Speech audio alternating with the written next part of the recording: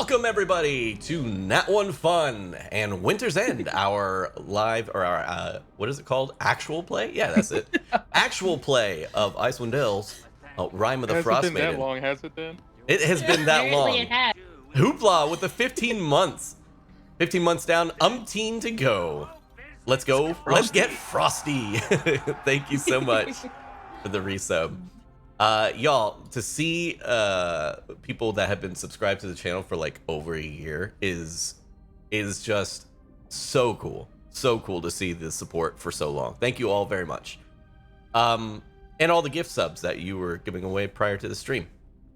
If this is your first time joining us for Rime of the Frost Maiden, I would love to kind of let you guys know that there is a bit of a content warning before going in. This is a horror campaign. A lot of bad things happen, namely body horror kind of stuff. I tend to describe things very viscerally. Sometimes I come on shirtless, you know. Yep, there is Lots also of body horror. Lots of body horror. That's good. That's a good joke, Seth. That was good. But anyways, just note that if you would walk into a horror movie, you know, knowing what you're going to get basically through that, you're going to run into that possibly in our campaign. We have a lot of mind tricks. We have a lot of gaslighting. We have a lot of body horror, torture even. There's like some talks of torture and everything like that. So just keep that in mind before we get started. Speaking of bad things happening, who's puppeteering Grimly today since Brad's not here? I will puppeteer the Grimster. Always goes super great for Grimly when Dan puppeteers him. Every time. The best it rolls. went way better for Grimly when Dan did it than when I rolled things for him. Let's be fair. Or when She I did rolled roll. things for Iceheart. So let's blame Dan. Okay, well, sure. Blame me. So before we get started, let's talk about our sponsors and people who are we are affiliated with. If you type in !diehard in chat, it will lead you to a link to some awesome dice. You can check out dieharddice.com and type in Nat1Fun during checkout, and it'll lead you to a 15% discount at this point. They are having a big like giveaways. They have like so many things on sale right now. So many things. And on top of that, you can type in Nat1Fun during checkout and get an additional 15% off. So there's a lot of stuff that you can get so much cheaper right now on the site. Check it out. A lot of good stuff. And then on top of that, we are also affiliated with 1985 Games. I just recently made a 1985 Games commercial, and it was super fun to make. And I made it with our good friend here, who is actually underneath me, Trey. Trey and I were able to make a really fun, goofy, what would you say, like 80s themed commercial for them. And it is, I want to throw it up on screen, but also need to see where is the image, browser, text, display capture, window capture. I demand that at least one of you had a home-dyed shirt if this is from the 80s stuff. No, but we did have an excellent synchronized jump into the air. Oh god. And it's excellent. So I will let you all view it for the time being. Check this out. I don't know if it's gonna come. So you jumped and traced her. Easy to I'm bored. We can go scream at the cat for another hour. Nah, I'm tired of screaming at the cat. I'm assuming you guys can hear it. Shut up with that! Be bored no more with 1985 Games. Enjoy their vast variety of products and help bring your tabletop to a whole new level. With easy-to-use dungeon sticky notes. The deck of stories holds prompts and adventure hooks for any setting, and thousands of cutout game pieces with their dungeon craft. You've come all this way for nothing, fool! The princess is mine! You'll never get away with this, Balakor! Write everything down in your Hero Notes journal and start your adventure today! Visit the World Wide Web address 1985games.com and find many helpful products such as their Dungeon Craft series, battle maps, deck of stories, miniatures, dungeon notes, and now VHS dice. Again, that's 1985games.com. All right. That was pretty neat. I love it. Gotta love it. Oh, man. I tell you what. I really hate my face and my voice. I'll tell you that much. Whatever. Aww. Whatever. It was excellent. I hope you all enjoyed it. It was a lot of fun to make. And 1985 Games is an excellent company. You guys should check it out. ! 1985 will lead you to the website. They have like, how do you describe them? Like surprise sales or like fire sales? Things that go on sale for like a day or two. And they cut their prices dramatically. So you could get stuff for like 50, 60, 70% off when they have these fire sales. So it actually benefits you to subscribe to their newsletter or whatever, where they email you. And literally, if you just keep your eyes on a product for a while, like you can get them for 50, 60, 70% off. And then on top of that, you can use code NAT1FUN during checkout and get an additional 10% off. So a lot of good stuff. Last but not least is our affiliation with that is the ExpressVPN.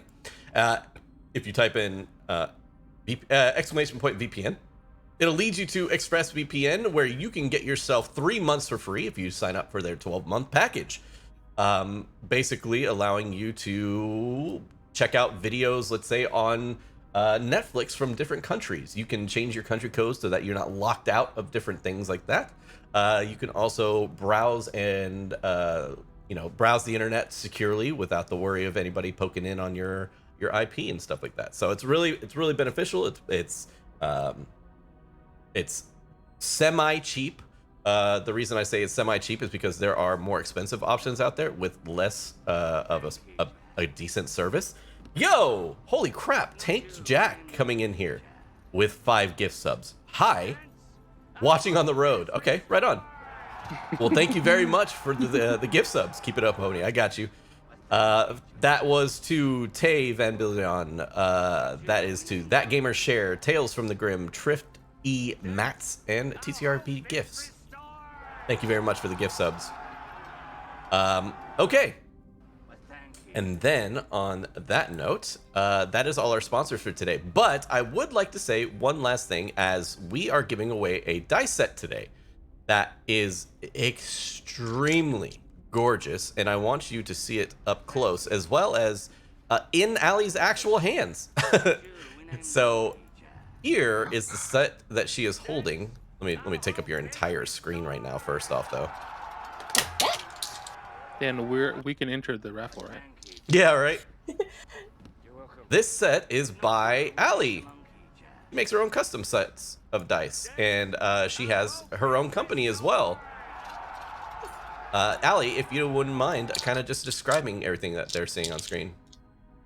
So these are inspired by Spelljammers, the book set. Sorry, I'm trying to figure out which way. Okay, there we go. Spelljammers, the new book that's coming out from Wizards of the Coast.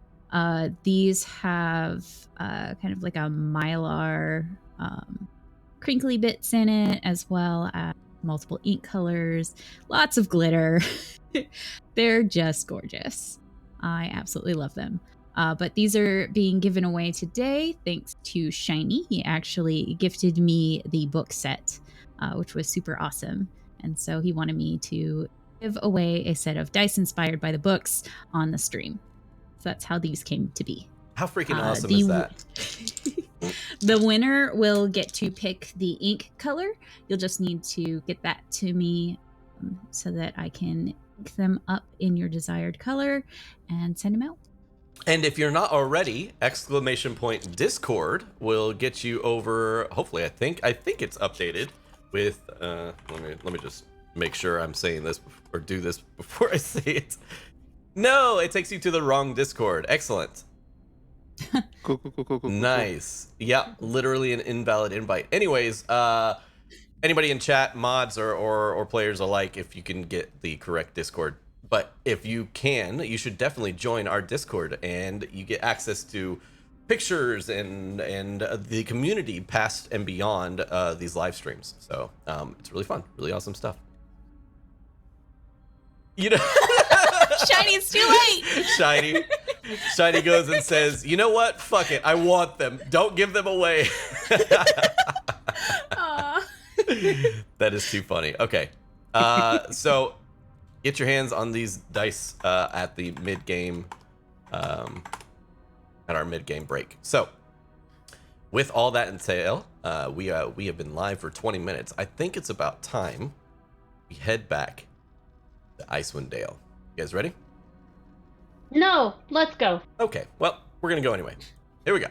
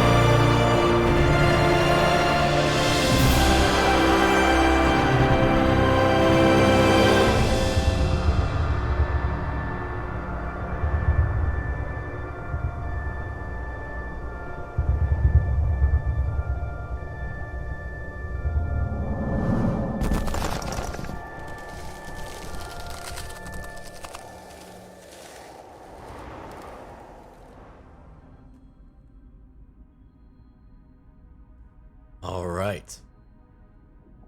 And last we left off, Winter's End finally send Avarice back to Levistus amongst the 9 hells after chasing her through the Lost City.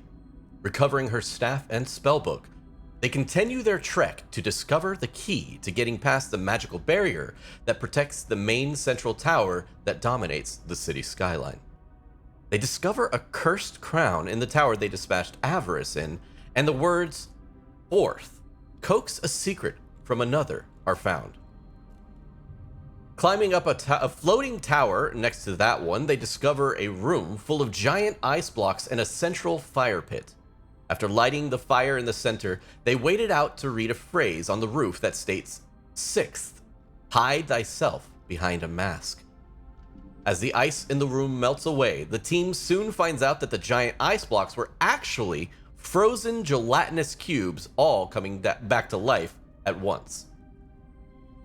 After bravely running away from that sticky situation, they head towards a large dome in the city and realize that once inside, they have the ability to project themselves magically to any location within 500 miles.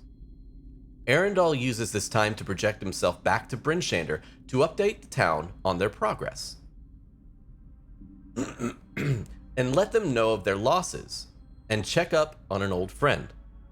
As he comes back to himself, they make their way out of the dome and find Kin Rava communing with the dead to try and find out a little more about the most important parts of this city. With that bit more of information, the sounds of booming footsteps approaching their position sends the team into hiding, as a pair of undead frost giant skeletons seem to be navigating the city now. May goes in for a closer look and unintentionally gains the attention of the giant skeletons, soon discovering that they are not alone as 2 snow golems form up from the icy ground and lock eyes with Winter's End. Easy to. Oh, it's gonna play my 1985 commercial again. Of course it is. Welcome back, everybody. And it looks like Ray's got a little friend. Oh, adorable. All right. I'm gonna knock this dice set off as well so that we can get back to our normal screen. Already to TPK. Y'all ready to TPK? All right, so for reference, everybody that was listening in on that, here I'm going to take us to Tailspire.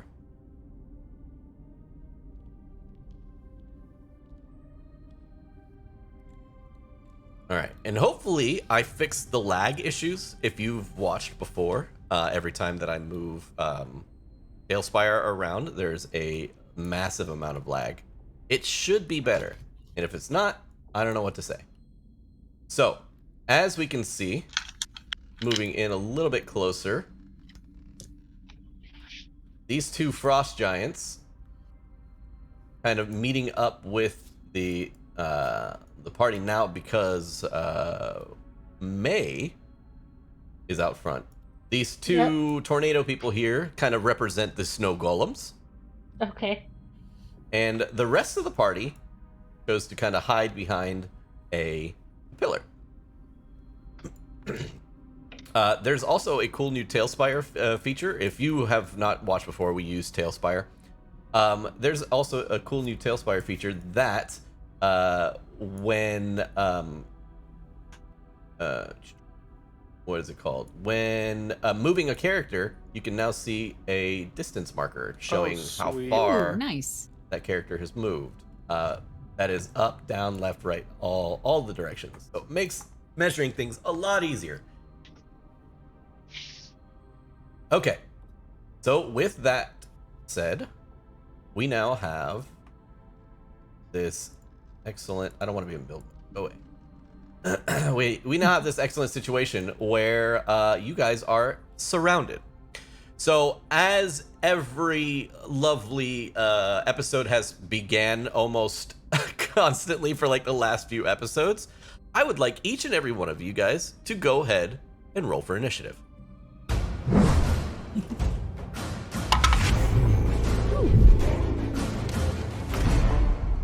I got my low roll out of the way, folks. Oh no. I mean, it's still a 9. But The low roll. They aren't surrounded. They have the enemy right where they want them. I dig that. Okay. Okay. Also, I'm not sure why, but it seems that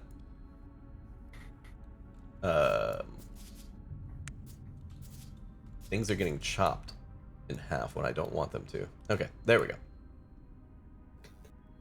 Wonderful. Not us. We're back now. Yes. So let's go ahead and talk initiative. We're gonna get everybody here. Initiative. Boop, pop. Boop, pop. Oops, that's not what I wanted. There we go.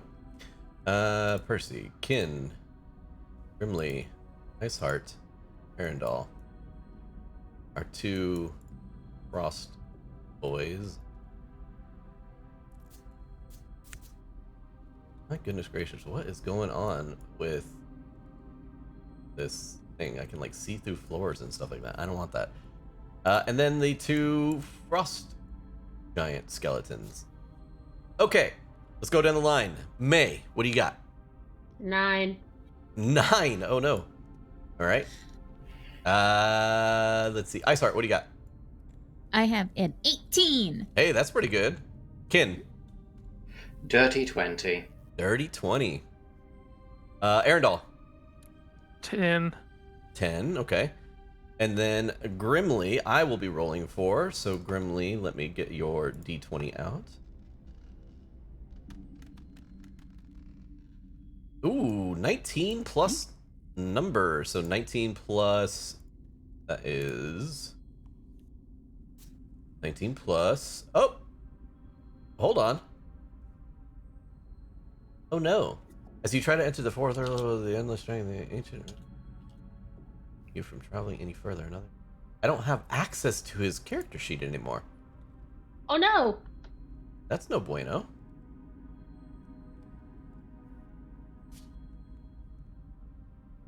Huh, interesting. Okay, well, I'll just have to use, let's see. I'll just have to use the overlay version of his character sheet. I have it pulled up. Oh, do you? from the pinned message in the Discord. Oh, that's weird. I wonder why it doesn't show up for me. Cameras are gonna be wild for a second. One second. Pin messages.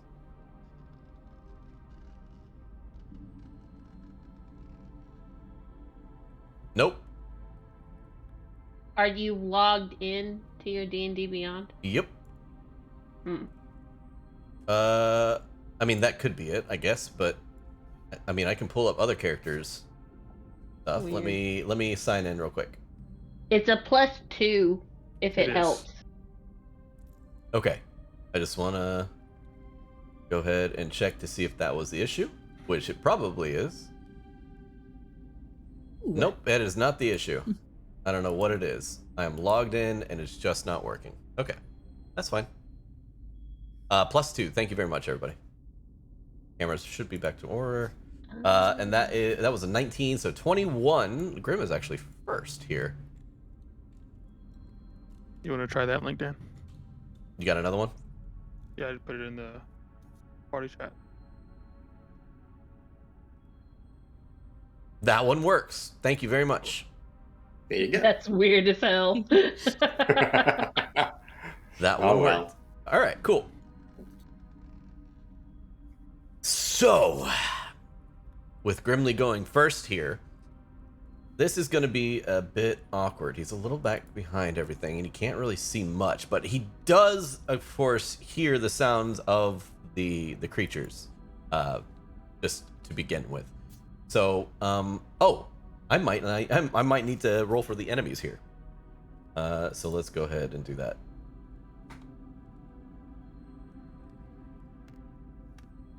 Sorry, guys. I also am using a digital dice for these things.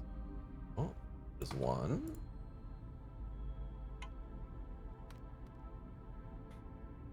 We can see all your rolls. Yeah. Oh, wait. Oh, and then you. Oh, and then you. Oh. Okay. Good. All right. So apply the turn order, and Grimly is going to be the first up. Oh my good gracious! What is going on with this? I think there's something strange going on with Tailspire since the update. I'll have to figure it out later. But anyways, first up is Grimly. Grimly is going to... I would say Grim is going to... charge out towards here. 5, 10... That's about 10 feet. I love that new little ruler thing.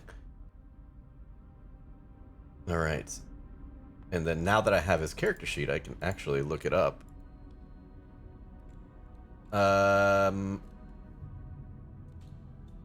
Let's see if Grimly would have remembered these creatures from before, their weaknesses and or non-weaknesses and stuff like that.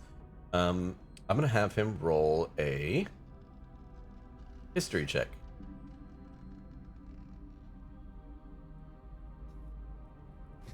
Which is a +0, wonderfully.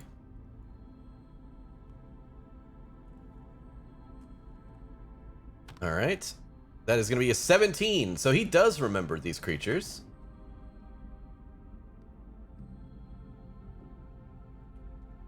Tailspire, please. All right, 17. So he remembers that these creatures are quite difficult to deal with. They have a lot of resistances and stuff like that, but he does remember that they have a vulnerability to fire. With that, I think he has some fire spells. Branding Smite, if I'm not mistaken, is fire. Oh, wait, no. Searing Smite? Searing Smite is what I was thinking of.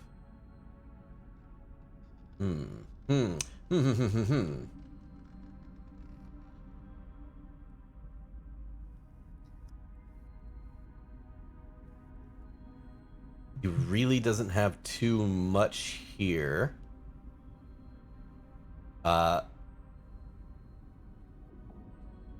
Let's go with... He's going to cast Bane. He's going to group cast Bane. And that is going to be charisma saving throws for these enemies here. Alright. And charisma for these characters. Let's see, that's 1, 2, 3. Once he's going to get here. That is a fail on all 3. Hell yeah, buddy. Okay. So they are all baned. And I'll just torch them up to signify that they are baned. Or which ones are baned. Okay. And he is going to put himself directly in the way of one. All right. Kin, you are up next. What would you like to do? Oh boy. Where am I on the map? So let me get over to you as I change the song that we're listening to. The battle song. You are kind of like back behind this pillar. So you got this huge pillar kind of right in front of you, and the frost giants out in the distance, and then either side of the pillar you have one of these golems. Wonderful. So since she saw May go and peek her head out and then all of a sudden see these things coming towards us, she's just going to say, "What did you do?" Then actually see that they're coming towards us and go, "Oh, and what can I do?" Actually, that's an excellent question.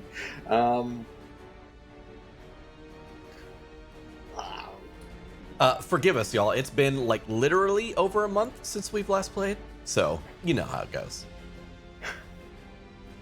You know what you have to do, Seth. Yes. I don't know What if all he has the wizards power must to do. do. It is our I cast destiny. Fireball. No. I'm gonna cast. Where's the close? Who's between me and that other snowman? Between you and another snowman, if you don't move whatsoever, Brimley is kind of in between you and the left one, but nobody is in between you and the right one.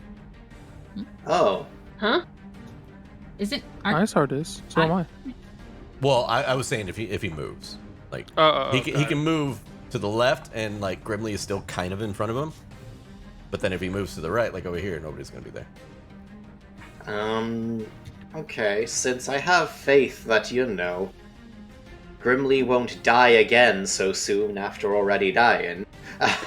Grimley stares at you intensively. And dies. And dies. All's over. I'm just gonna cast... Yeah, I'll just cast Arcane Ray on that one that's coming towards us on the other side. On the other side? Grimley's... Yeah, the one that's not engaged with Grimley. Got it. And I'll change its damage type to fire, because... Yeah, why not? Right, you know. Okay, Arcane Ray, roll 3 attack rolls, please. That is... Oh, that's 21. That'll do it. 21. 13. 13 does hit. Oh, okay. Damn. 21, 13, and... Oh, yeah, that's 27.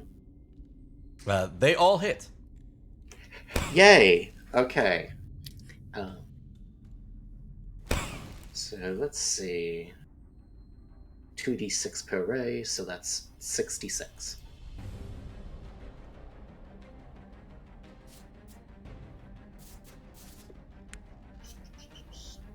That is... Oh, that's 19 points of fire damage, at least. Total? Yeah. Yeah, 19 points of fire damage So that's total. 19 up to 38 points of fire damage. Yay! And this creature, like, all but melts right in front of your face. It has, like, a single arm left. It's like a stump of snow, but like a single arm is up and left and like grabbing the ground and moving slowly towards you. What's that building we are we behind? Is it behind us or above us now? The building is above you. That's the floaty building that you guys kind of were.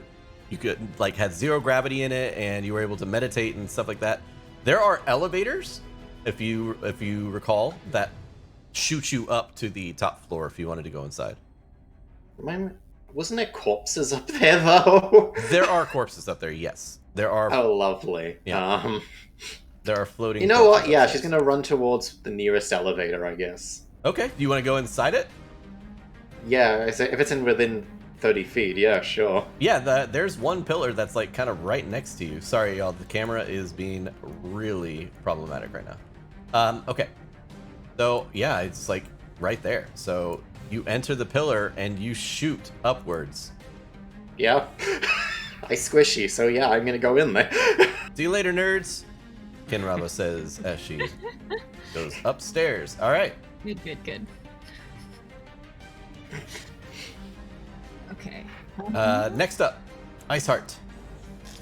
I would like to rage. You would like to rage, so therefore you are now raging. Oh yeah. Yay! And I have 40 feet of movement. Can I get to that giant to the right of the pillar? Over here.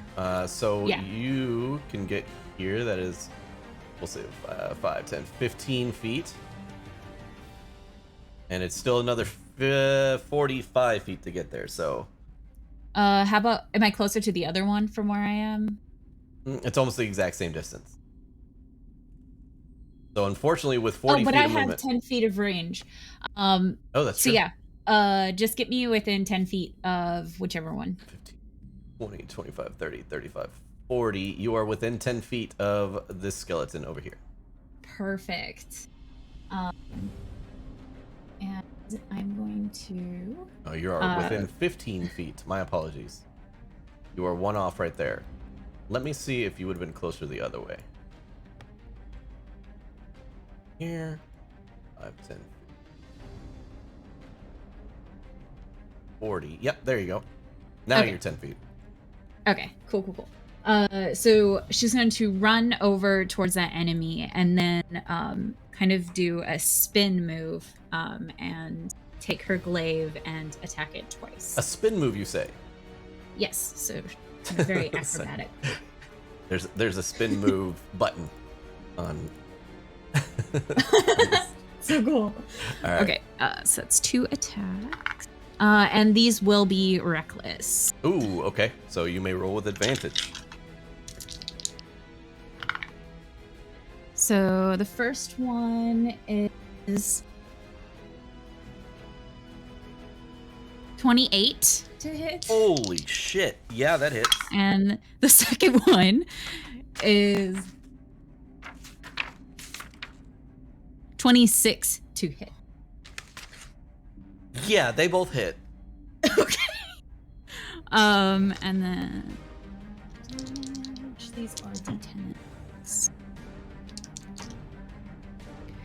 What the fuck? That's 20 points of damage. 20 points of damage. What kind of damage does your weapon do? It does.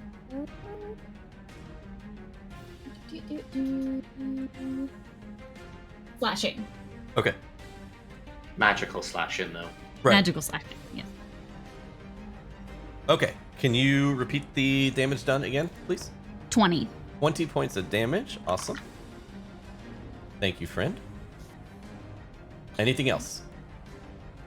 Yeah, that's right. Nope, that's it. Okay. Percy is chilling. Yes, he'll be in a more defensive stance because I've already used my bonus action. Right on. Percy looks at the situation and just kind of begins to flutter in place. Then the one right in front of Grimly, the little snow golem right in front of Grimly, is going to take a bit of this opportunity to do a couple smacks. Let's see.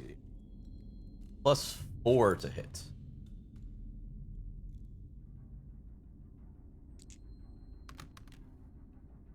All right, so that is a 19, a 7, and a 17. I think, if I'm not mistaken. He's protected. Oh, he has a 19, so he only gets hit by 1. All right, and then it's going to do 1d6 for cold damage. Or excuse me, 1d6 for bludgeoning. And then 2d6. Oh, hold on, let me. So we'll do the bludgeoning first. Oh, 6. That's 7. 8 points of damage for the first hit. Or the first bit of damage, excuse me. And then the second bit of damage is going to be 2d6 cold.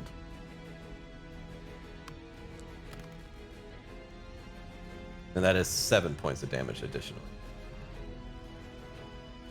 For a total of 15 points of damage. And just to let everybody know, because we were kind of... It's been so long, and also he's not here. Grimly is at current HP of... let's see where it is. I can't damage him on the sheet. So... 58 hit points, which is almost half. Almost. Okay. That is the end of its turn. Arendelle, you're up next. Sweet. Cool. So, there's the snow golem that's over on my side right there. Yep. I have a staff of frost that I picked up off of Avarice. By the way, that creature was baned. That was a negative D4 to its roll. Yeah. It was a 19, therefore it misses no matter what. So all that damage that was just done actually gets negated due to his own bane. Also, love to see it. Quick question. Yes. Would I have taken an opportunity attack? Running past this one, yeah, you sure would have. So it's gonna roll a opportunity attack on you. Tries to grab your ankle. 13 plus 4, that's a 17 to hit. Bane. Is he Bane? No, that one is not baned. Okay, then yes, he does. That is going to be 8 points of slashing, or 8 points of bludgeoning. Down to 4. Down to 4, and 10 points down to 5, so 9 points total. Okay. That's Wait, damage, wasn't right? one of them That was cold? cold. That was cold damage. You're immune. Just kidding. 4 points of damage total. Got it. Cool. Okay, Arendelle, you're up. Yep. So I look down at my staff of frost and my frost dagger, and I look at these snow golems and these frost giants. I drop my head for a second. I point the staff of frost at that snow golem, and a little white light fire comes at the top of it, and I'm just gonna cast firebolt. Ooh, okay. Boop. Here we go. That is a 22 to hit. That'll do it. That is 11 points of damage. Double to 22. 22 points of damage. Yes, sir. On the one that had, like, its arm was the only thing left of it, essentially. It boils. It doesn't just melt. It begins to boil in a pile of water. Please tell me that it's going like this as it melts. It 100%. It 100% thumbs up in the air, dissolves into water. What else you got, Arendelle? Can I make it to the other side of that snow golem on the opposite side of Grimly? Like to flank it? Yeah. 5, 10, 15, 20, 25. Easy. So I'll do that. As I'm running, I'm going to sheathe the frost dagger. I'm going to pull out my good old-fashioned scimitar. Okay. And I'm just going to do a regular ass attack. All right, do your regular S attack. Not great. Oh, 16. Not the worst. 16, you said? Yes, sir.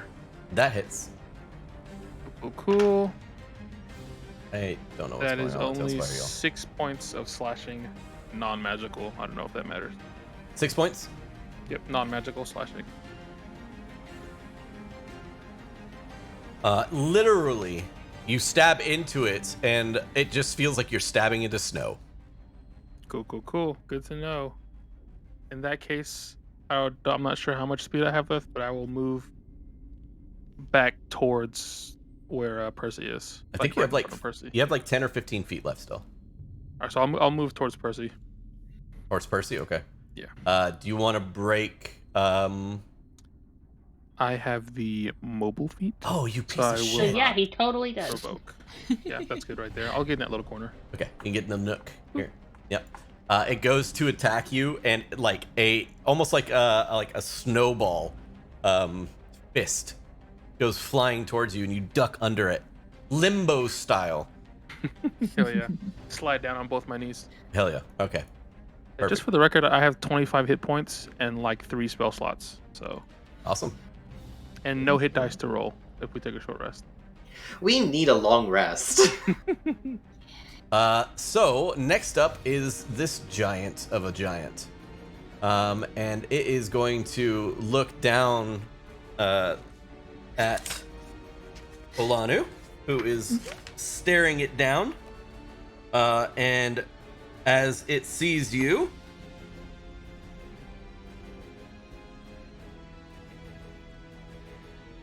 Oh, do it, Dan.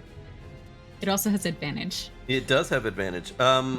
It's gonna make 2 axe swings at you, I guess.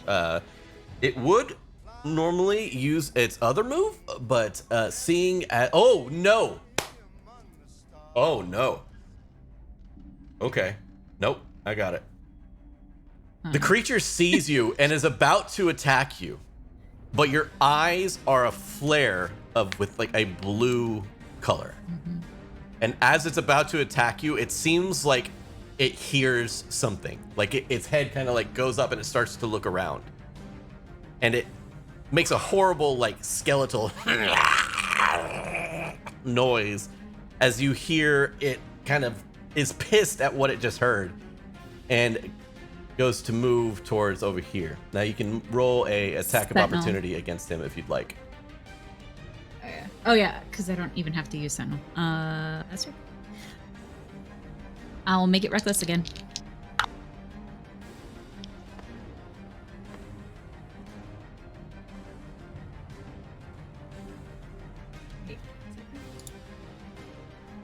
Does it beat a 14? Yes. That's what we're looking for. All right.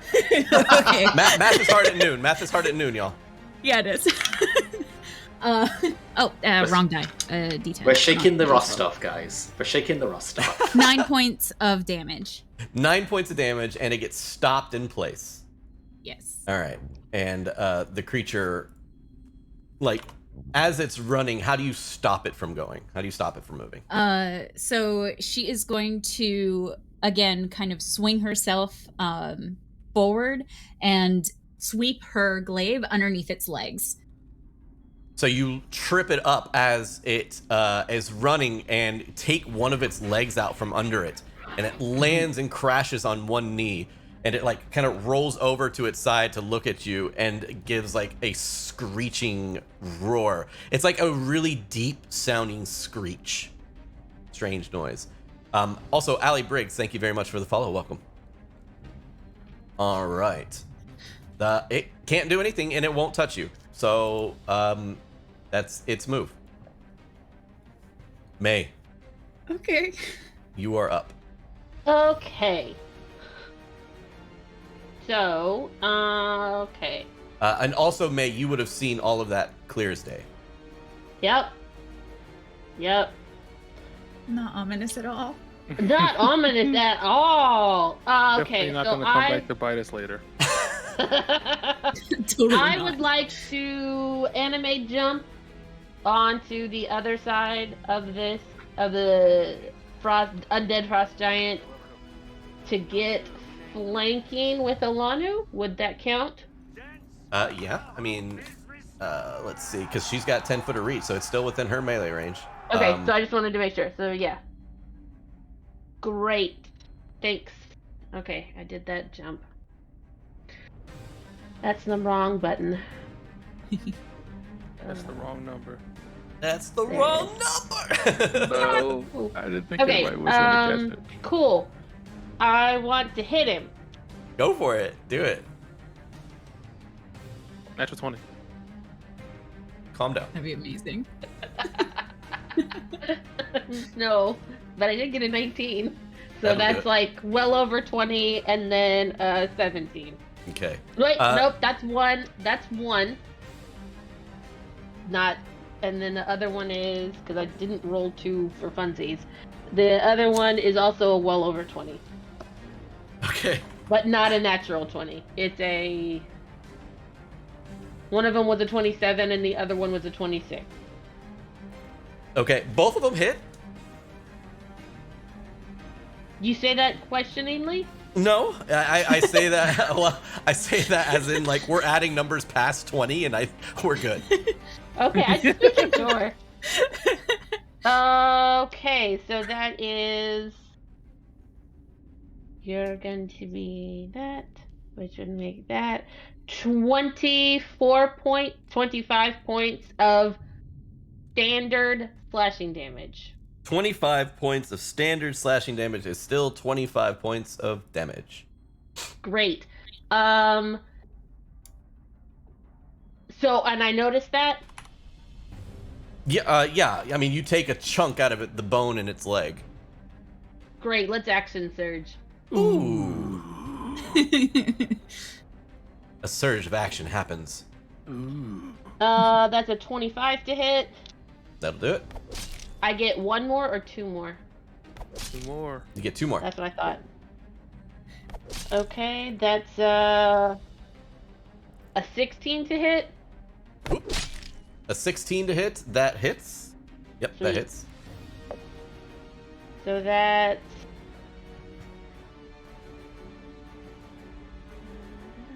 not as much. It is 18 points of standard slashing damage. Damn.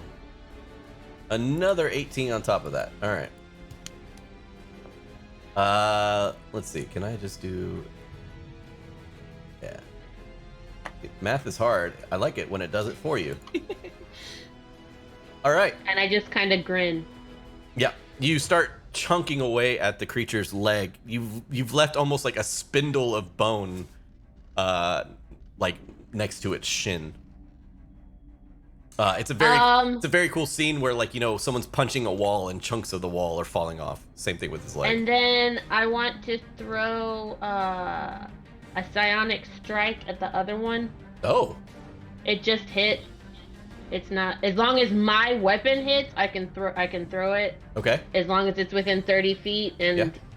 I'm assuming it is. So that's 7 points of force damage. 7 points of force damage. Very cool. The other creature, like, not really paying attention to you, all of a sudden, like, gets hit by this psionic blast, and it, like, knocks his skull, like, sideways, and he takes his hands and, like corrects his skull to look over in your direction. I grin at him too. It grins right back as now is its turn. And seeing that you are now being forced to fight this creature, Dan, what are you doing? Y'all.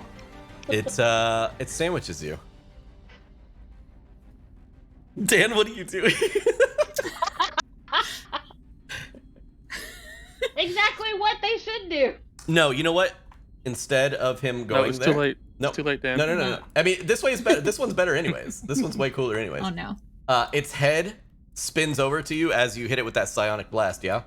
And it looks over at you, and you start to see blue, like, lights kind of shining behind its like black sockets for eyes.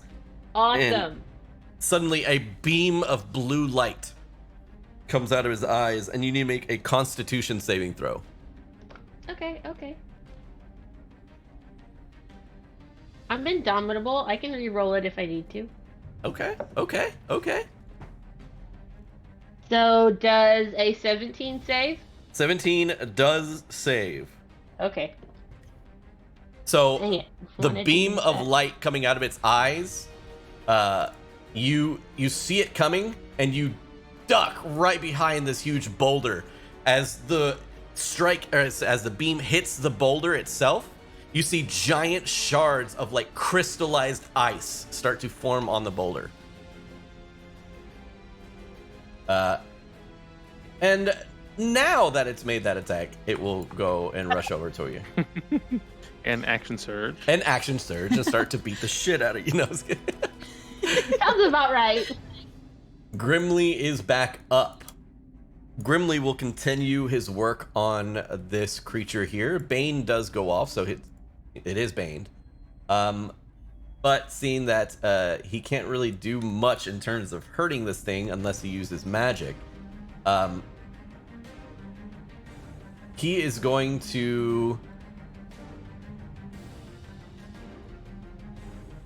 Let's see, Bane is concentration or no? Yes, it is. Okay, Bane is Yeah. concentration. So he is going to...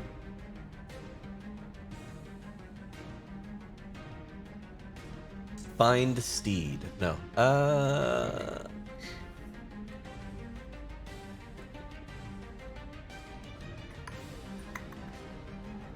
Okay. He is going to cast...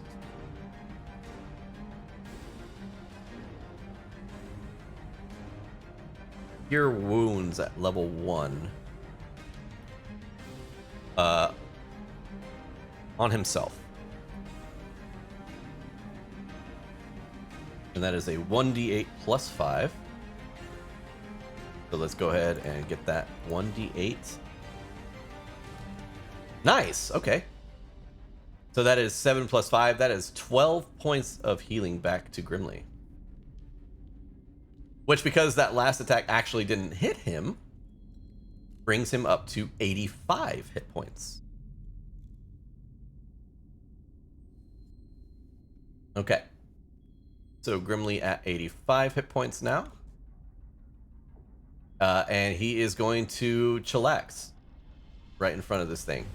He's going to do like a 360 around it. Or a 180, not a 360. He does not run a complete circle and end where he started. He goes and runs to the opposite side of the creature. And then he does a little jig. Yep. Iceheart, you are now up. There's a line of stuff in front of you. What are you doing? Really quick, Dan. Yeah. I think Kinrava got taken off the initiative order. Oh, I don't know if that was intentional. Oh, yeah, you 'cause know she what? would have been Because before me. Yep, I killed her on the screen just to get rid of her token, and it took her out of initiative. Let's see. Kinrava, I'm just gonna put you on the board over here. You are upstairs currently. I'm just gonna add you to the thing here, put you there. Kin, you are now up. You are literally upstairs. Oh, okay. All right. Sweet. All right, guys, I just want you to know Tailspire is in beta. So let me just reload the board here. I'm sorry, guys. I was just trying to live. God Sorry. damn it, Seth. Kinrava crashed the entire game. I couldn't handle her. I'm sorry. Luckily, we're So not using any mods or anything like that, so it should just kind of pop back. Again, There we go. these lovely dice. We'll be giving away at the break.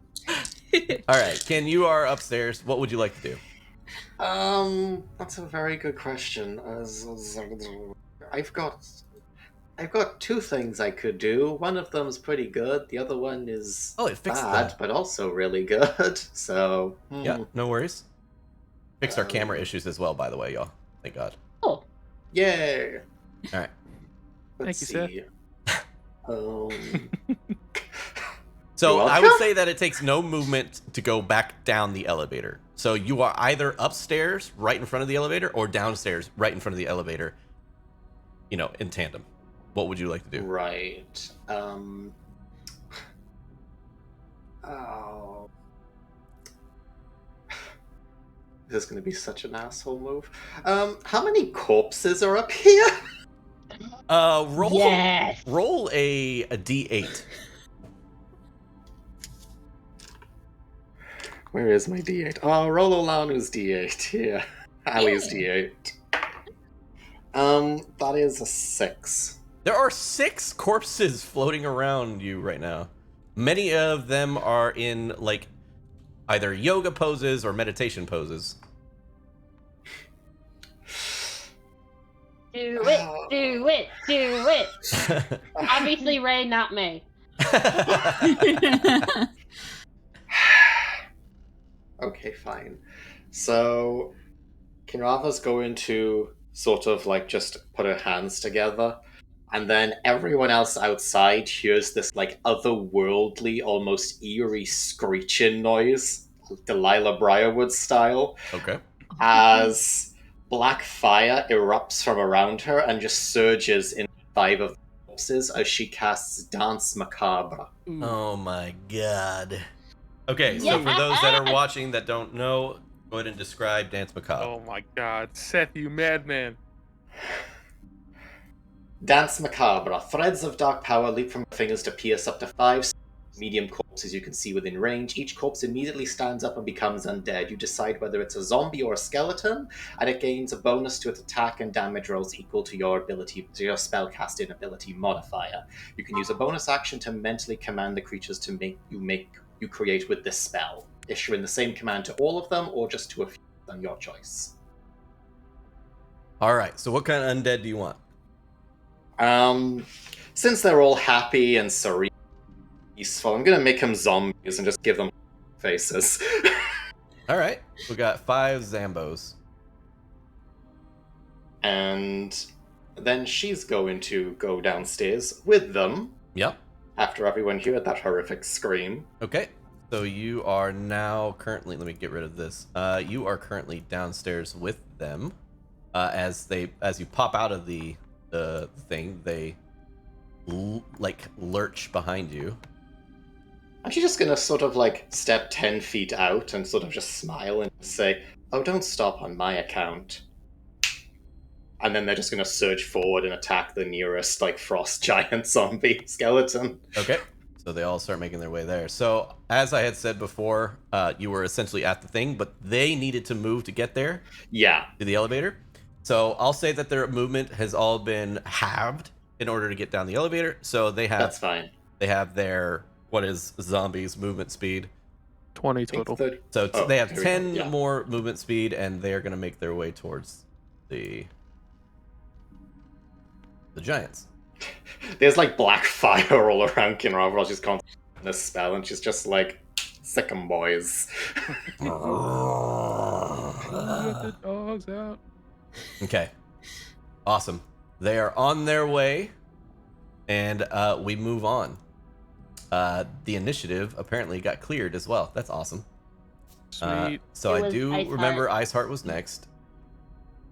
It was Iceheart Percy. Heart. See? Then I believe it was Tornado Friend. It was a snow golem, yep. I think it was. Then it was Was it the Arendelle. dead tornado And then it friend? was me. And then it was Dead Friend. One of the snow Yeah, one guys of those giants. died. Yep. Yeah, exactly. One of them's dead. So the Skeletal Warrior. There was one person in between them. And then it was May. Then it was May. Then the last. Then the and last. then the last one. Okay, And Grimly was first. that's right. Then Grim. Look at that. Easy. Okay, Iceheart, you're up. Again, she's going to kind of spin herself, knocking Another spin move? yes, Hell yeah. the glaive my forward God. and then taking it back as a backhand. Ooh, kind of nice. Okay. maneuver. And she has advantage on And you fool. these.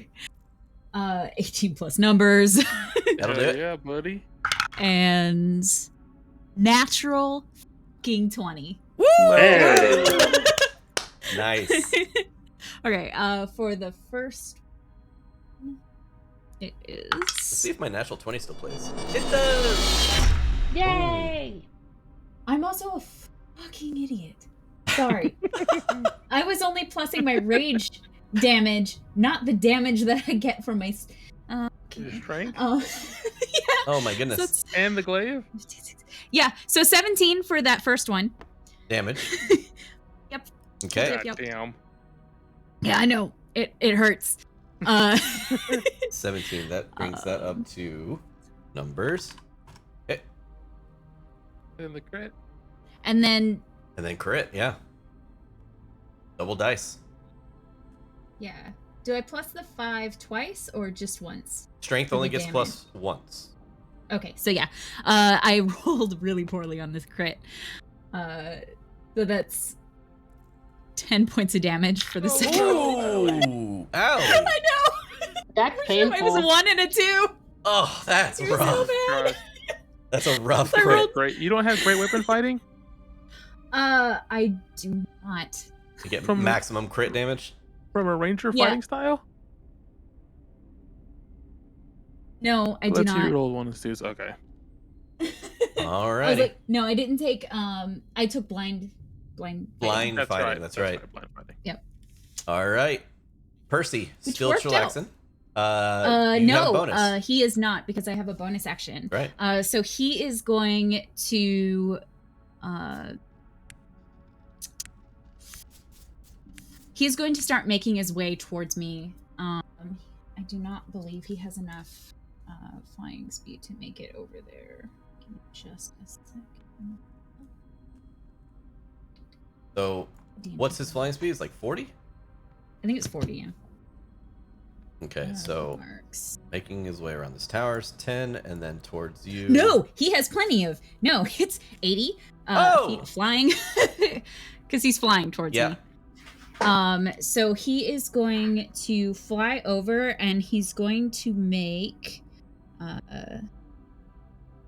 a beak and claw attack at this golem. Hell yeah. Let's see.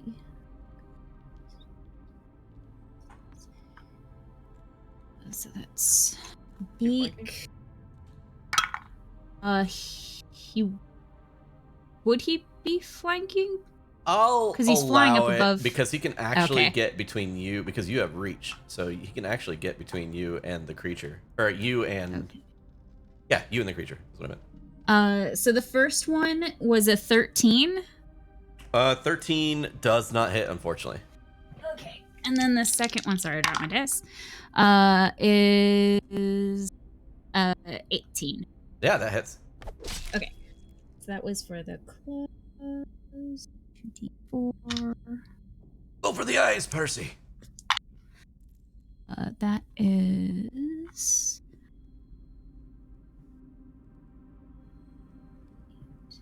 So that is 8 points of slashing Ooh, nice. damage. And then he is going to back up behind me, well, just out of range of the skeleton. So probably like 15 feet behind me. Okay. Provoking opportunity. Yep, and sentinel. Okay, so you can attack as well. Yes. Just kidding. Hold on. Okay, so I just realized because I was too busy trying to make sure that Percy was going to the right place. Percy, how do you want him to kill this fucking giant? So Percy swoops in and starts clawing at its eyes. Mm-hmm. And like it catches purchase inside of the sockets of the eyes and rips it in half. Sick. I love that. All right, so we'll say that you combined with Ray smashing or May smashing this creature's legs have caused it to like become like unbalanced in its own rights, like hard to hold its own weight up. Percy flies over, catches it unaware from behind, and starts to rip at the sockets. Finally finds Purchase from behind, using its front paws or whatever to grab onto it.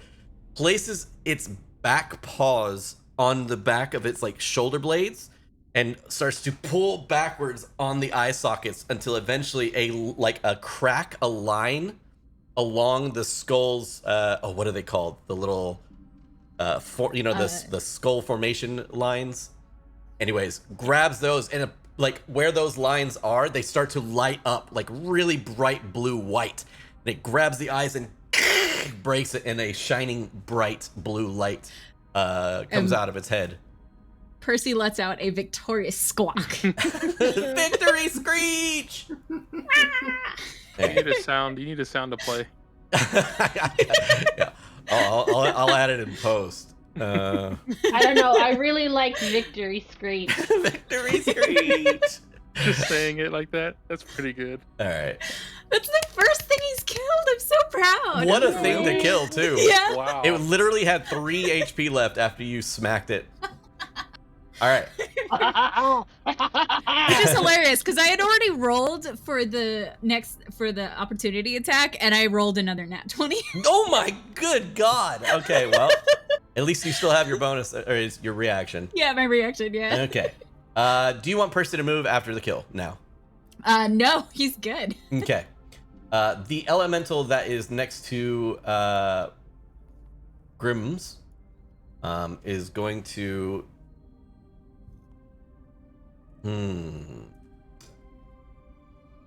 Guess I was just gonna try to do the triple attack again, with Bane this time, and none of those hit, not a single one, even without Bane. So now I will take those off the board. It sees the current situation and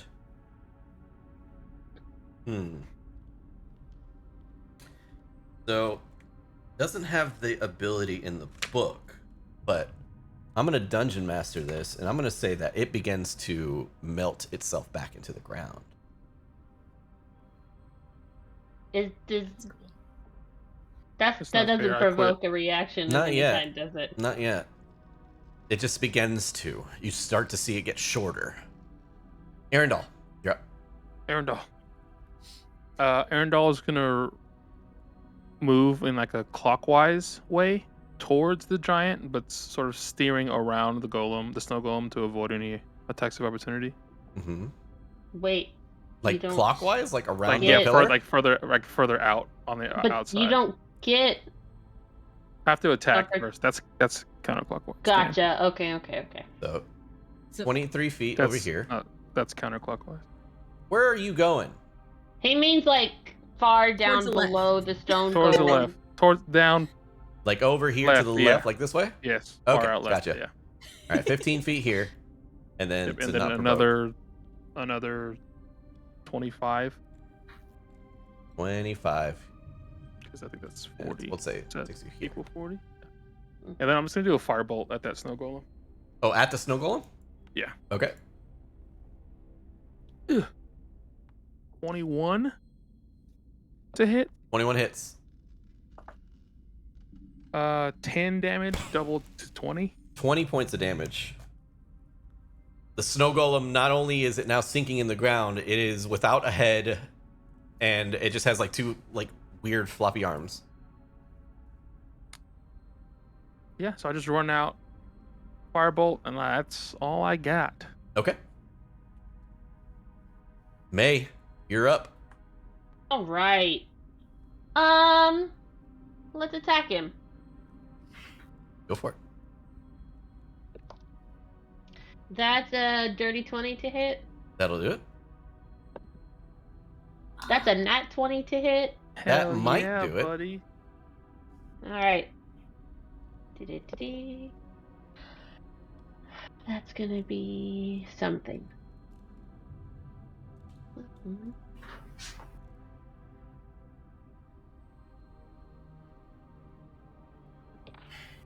Okay, fine. I won't use that one.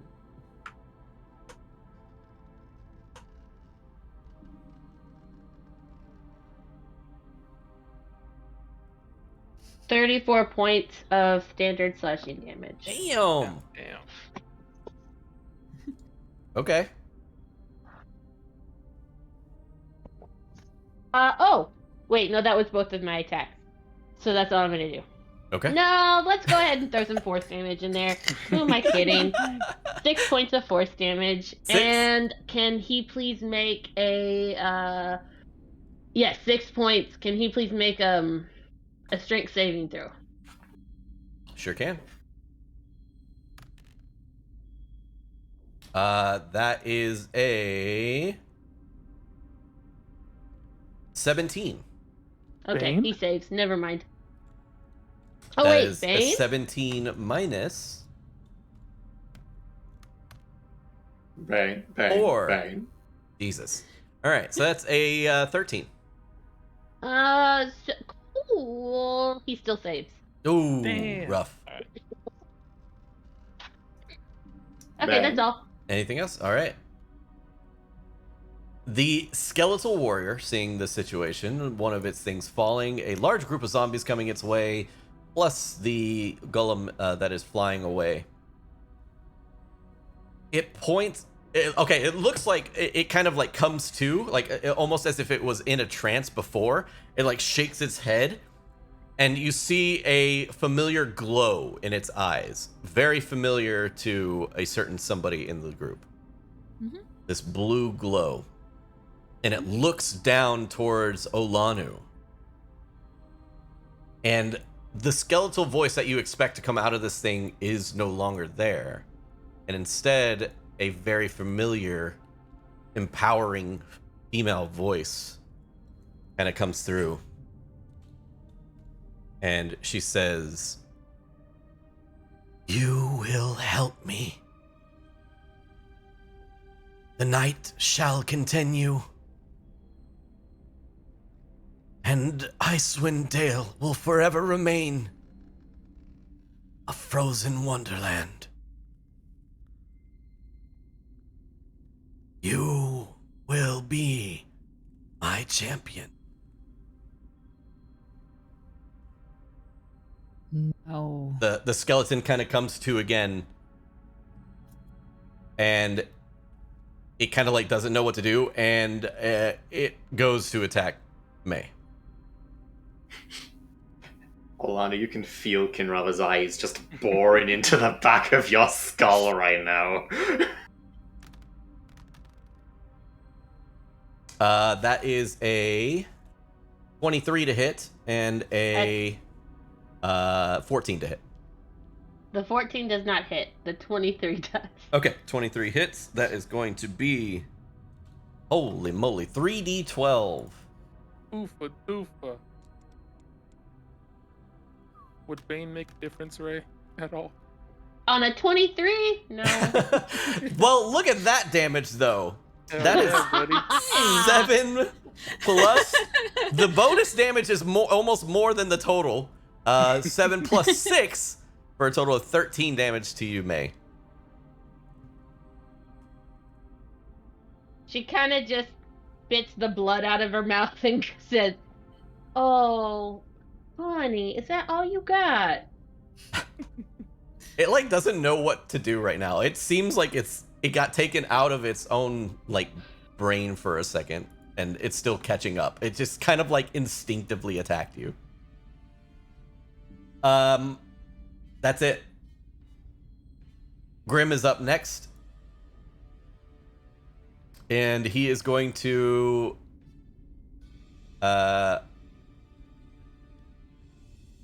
he's gonna back up, risking an attack of opportunity.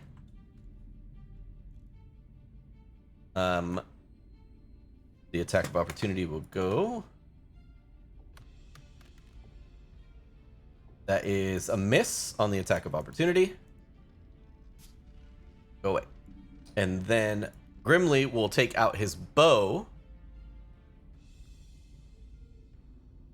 that he has, if I'm not mistaken. correct? No, he gave that to He gave it Alanu. to Alanu. Fuck. Yeah. Fuck.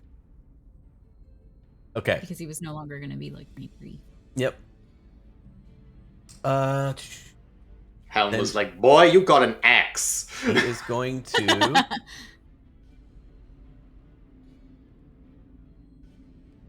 Okay, so instead of running away, then he'll just go up to him, attempt to hit, and then he's going to pump a smite into it if it hits.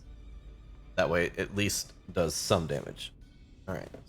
I keep forgetting I don't have actual dice, so we'll roll on here. Oh my god! Yeah. That is the exact time that you're going to want to pump some smite in. So that is a smite crit. Meaning that he will be doing 2d8. He will be doing 4d8 radiant damage. So 1, 2, 3, 4. Come on. Let's see what we got this time. Whoa, 22 Nice. points of damage. Holy amazing. shit. Grimly takes his axe. What the hell? Grimly takes his axe, buries it halfway into the creature, and nothing happens. The creature like forms around it, and his axe is just buried inside. And then suddenly a glow of golden light inside of the creature, and it goes poof, and a burst of energy from inside the creature causes it to just splatter across the walls and on the floor underneath him. And he spits on the remains.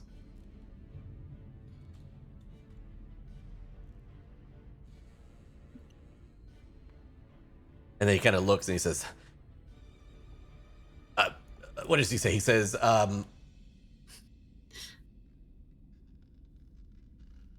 immunity only goes one way. There we go. All right. Kinrava, you're up. Grim will go 20 feet towards the creature. Yeah, she's gonna... Well, I mean, the zombies are still on their way towards that thing. Yeah. Nope. There's supposedly a way to grab a group of creatures all at once. Just don't I know the apologize, I concept. did not think those things would die so fast, otherwise I wouldn't have used so many models to deal with. I apologize. No, it's not your fault. There is a way to do it. I just don't know how to. And you know what? They're gonna use that dash action to get up the rest of the way. Yeah, why not? Okay. Just a So they're just gonna, swarm like, of zombies. Yeah, that's just gonna surround him. All right behind me. Yeah, May, you Let's turn go. around for a moment like, all right, I got it. And then all of a sudden you are just like a horde of zombies is shambling your way at an excessive pace, actually. Is it fairly obvious that they're They I mean, all yeah, there's have black- like glowing purple eyes, and you look back, and Kinrava is like literally almost marionetting the creatures. Yeah, she's got like black fire coming off her. She's just Although she's currently staring straight at Olanu for a while, and then she's going to look over towards where the frost giant is. Yeah. Then realize she's got only one spell slot left, so she's just going to cast Firebolt at it. Firebolt it is. Go ahead and throw some dice. Oh, that's pretty good. That's 26. Yep. 19. So let's see.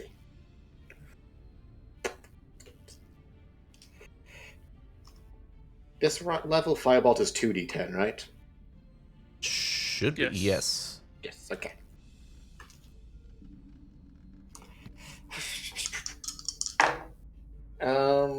That's not too bad. That's 13 points of fire damage. Boom. 13 points of fire damage. And yep, you're good. It goes through. And she's still just going to be looking up dead set at Olanu. There is a Thing. like black scorch mark on the side of her its face. Hi, sweetie. Yeah. Got it? Aw. There you go. Sorry about that. All right. So, next up is you still have a little bit of movement if you want to move yourself. No. Got it. Iceheart, with a look of kind of confusion on the skeletal warrior's face, you see that whatever voice was coming through it is no longer there, but you feel in your heart this like adrenaline that you have running through you with your rage is subsiding, but not in the way that you'd want. It's almost like sideways subsiding. This rage that fuels you, that it gives you this extra power. It's almost uncontrollable. Oh, good. Okay. She's gonna kind of shake her head a little bit, and charge towards the skeleton to flank with May. Okay. With my horde and myself. Yeah, your horde of if I- creatures. Yeah. If I can. Yeah, you're good. Yeah, I can. Okay. And then she's going to scream, I will never join the likes of you.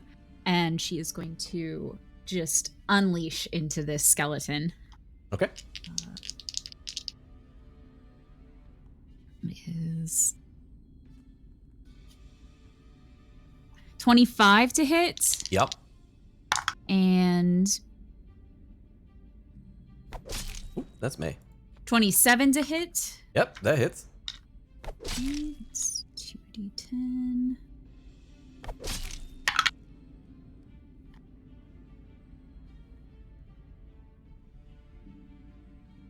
$14 for the first one, Okay. and 11 for the second one. So 25 total. The creatures again getting slashed at the legs, causing the bone to just wither away. And Percy will also come in and make claw and beak attacks. Come on, cute little fluff. You can totally hit this thing. Let's see it. Ooh, not with that. Nope. Hey! Okay. So 22. Yep, that'll do it. And then... Ooh, good.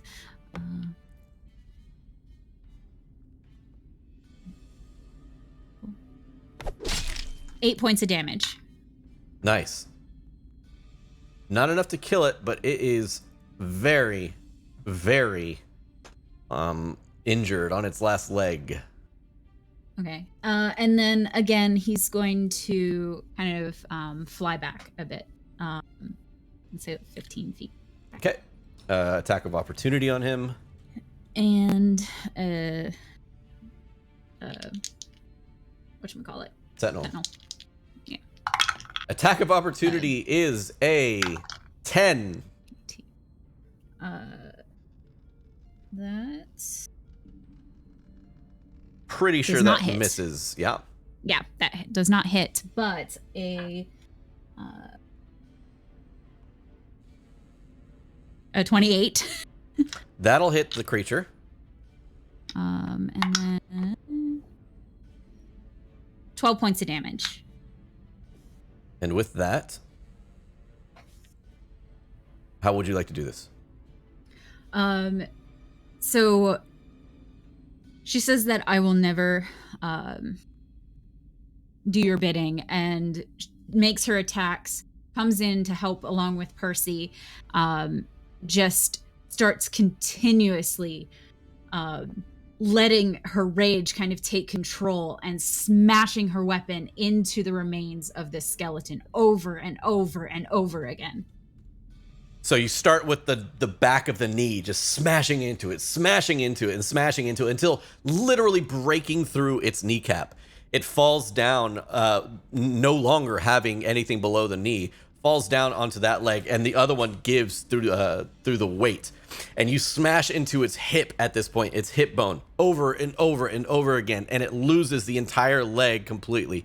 It lands on the ground and starts to like reach up shakingly with one arm, and you take your axe, or I'm sorry, you take your glaive and bury it into its forehead, like a good 6 inches, and the thing just collapses on the ground. Welcome, invite.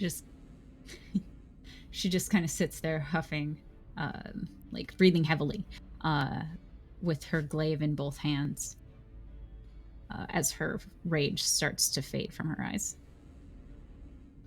So as you attempt to drop your rage,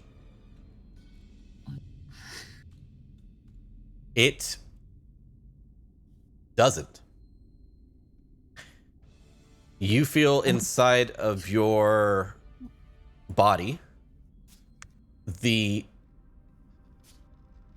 need to continue on. You have like something not forcing you. You feel yourself. You feel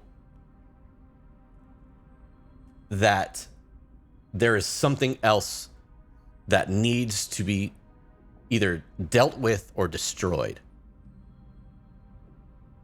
And that blue energy in your eyes when you destroy this creature just continues to burn. And as you are about to say something about it, in your own head, you hear, "We will meet soon, and I will explain your purpose."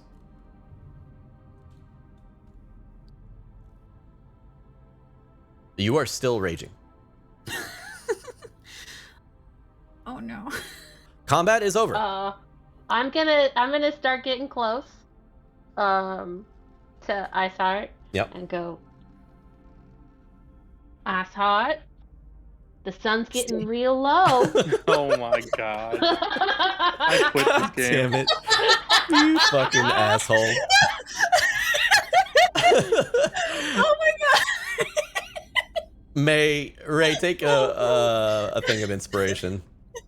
Yes! You piece of shit. God damn it. What's the opposite of inspiration? Can you give her that? You have negative inspiration. Do 10 of damage. I'm a little worried about the color of your eyes and what's behind them, and the fact that you still seem very, very agitated. Stay back. It's never done this before. Stay back. I'm gonna stay right here. She just keeps kind of like wringing her hands against her weapon. Mm-hmm. And then she looks over at the zombies. Mm-hmm. She's gonna go for an attack against them. All right. So, Lana, you go in and you start to cleave through these things. Kin, are you doing anything about this? I mean, Kin's just gonna look what she's doing and then just sort of shrug her shoulders. Yeah, no, I figured. So the zombies begin to just drop into pieces. You know, like you lop an arm off here, you lop a leg off here, a head goes flying. Arundel and Grimly from the other side of this rock, they don't see it, but they hear all this shit and they just see body parts flying up over the rock. Like, they look like they're about to try and, like, fight back, but they, like, always stop, like, an inch away actually hitting her or something. There you go. So you can tell that they are definitely holding back their blows as you just kind of make your way through them. And they are just pieces of corpses on the bottom, on the floor now. Is it letting up at all?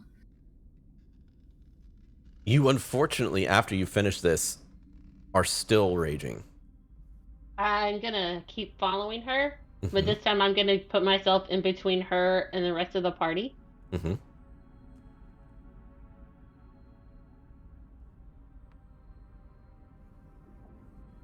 And I'm just gonna kind of go. So I don't know if Kinrava or if Grimly wants to come talk to her, but Eyesight does not seem to be her normal sweet self. Grimly will walk up to you, Olanu. And when Grimly walks up to you, he like puts away his weapons and he like has his shield behind him and everything like that, and he holds out his hands to like kind of like hands up in the air kind of thing. And he approaches you and he says, Iceheart, you in there? I am. You need to dig deep. Whatever's inside of you, it wants to come out. But I know you have the strength to stop it. She's going to shove her weapon towards May, to take it from her. I'll take the glaive from her. So it looks like she's about to go for a strike at you, May, but then she like stops herself and turns it the other way and just slowly begins to hand it to you. I don't even flinch. Yep. And she basically just starts removing anything that she could use to damage you guys. So she takes off the bow, she hands that, she hands her don't need arrows for that. So yeah, she hands you guys everything. So that she does not hurt you guys as bad as she could with weapons. And she's just gonna kind of try to calm herself and sit down, kind of cross-legged, and try to go into a meditative state if she can, trying to call in the spirits of her tribe, trying to call for the bear, for the wolf, to guide her, and to help her fight this. Grimly places his hand on your shoulder and he points up towards the large dome behind you. And he says, if there's any place you want to meditate, I'd suggest there. Okay. And she'll heed his advice and go there. Grimly will take the bow, because I want to use it in combat if I ever have it again. Wow, okay. Grimly takes the bow. May, you I can was just like, boy. have the glaive, since you are, I guess, proper size to wield it at least. And then Grimly will just kind of step out of your way. And she'll make her way in and up to the top of the tower. And again, sit down. She'll kind of push herself off the ground. Yep. So that she can kind of float. Before she does go fully past, Kinrava's just going to briefly look at her and just say, in case you need a reminder, which I doubt you do, just remember that this is the same goddess who took Ian away from you. If peace and tranquility doesn't grant you what you need, focus on the flames of vengeance. So she looked like she was kind of trying to calm down. Yeah. As soon as you mention Ian, she growls at you. Okay. Clenches her fists and goes upstairs. All right. You go upstairs and you begin to meditate. You are starting to feel exhausted. Your rage that usually ends after combat has continued on. Your muscles are pulsating. Your heart is pumping. And the desire to fight is immense. You are struggling, and you take a point of exhaustion.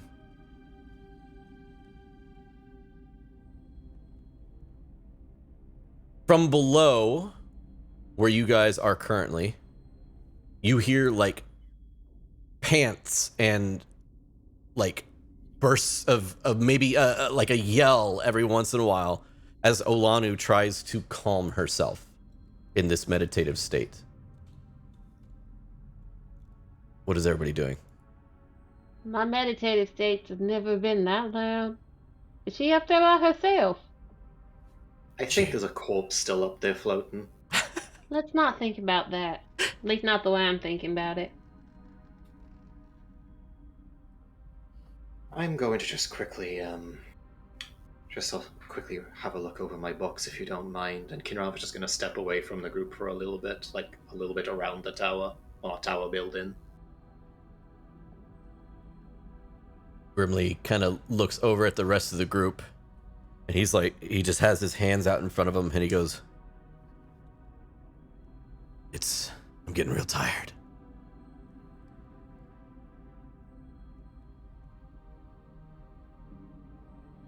You getting really tired of the journey, or you getting really tired like today? You getting really tired of life, like Today, I feel like I'm just tapped out.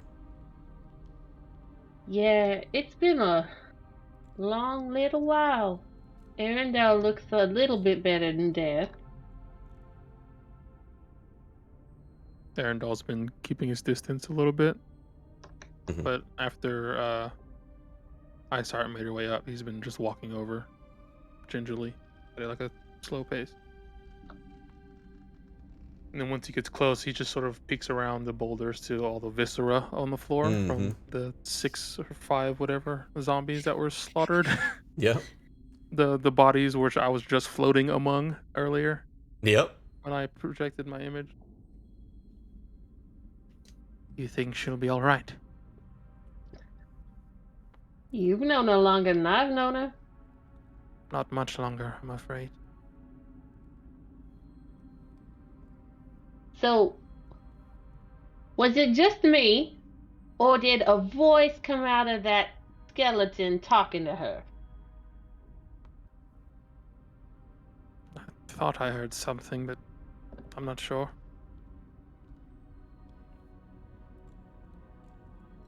Would there be a reason? Why?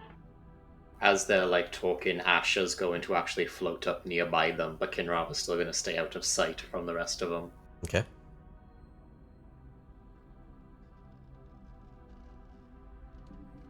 I don't remember how much Arendelle knows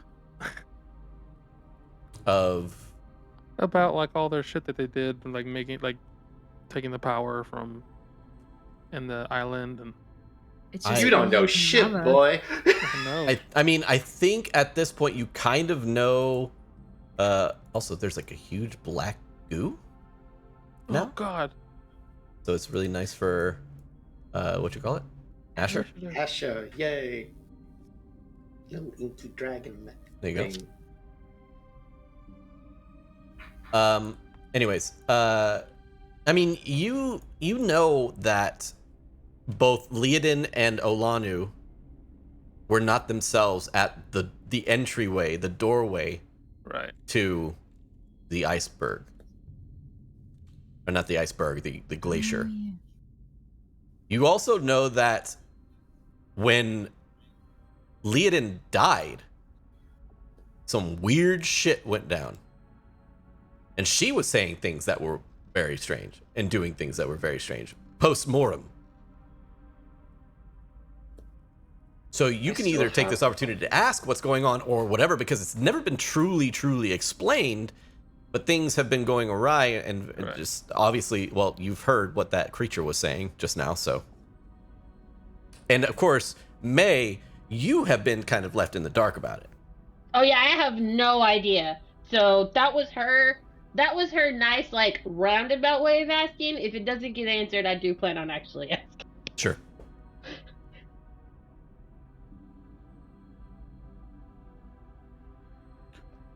whatever power she's tapping into, all power comes with a price.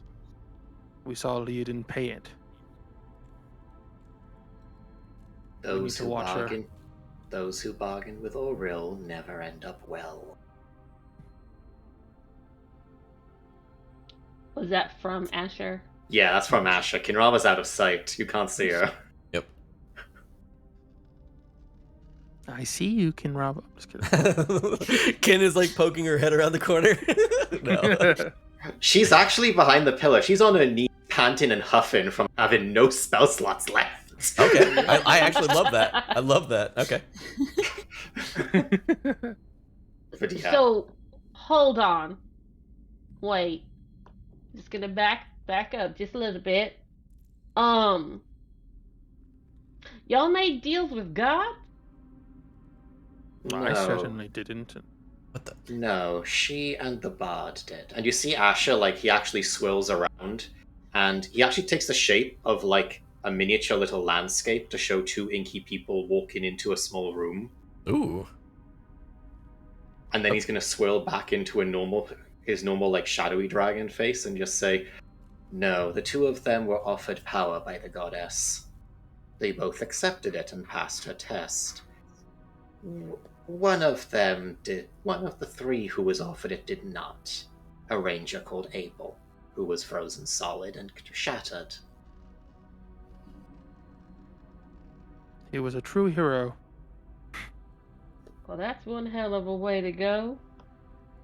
No one said that they were smart. Hey, that's enough.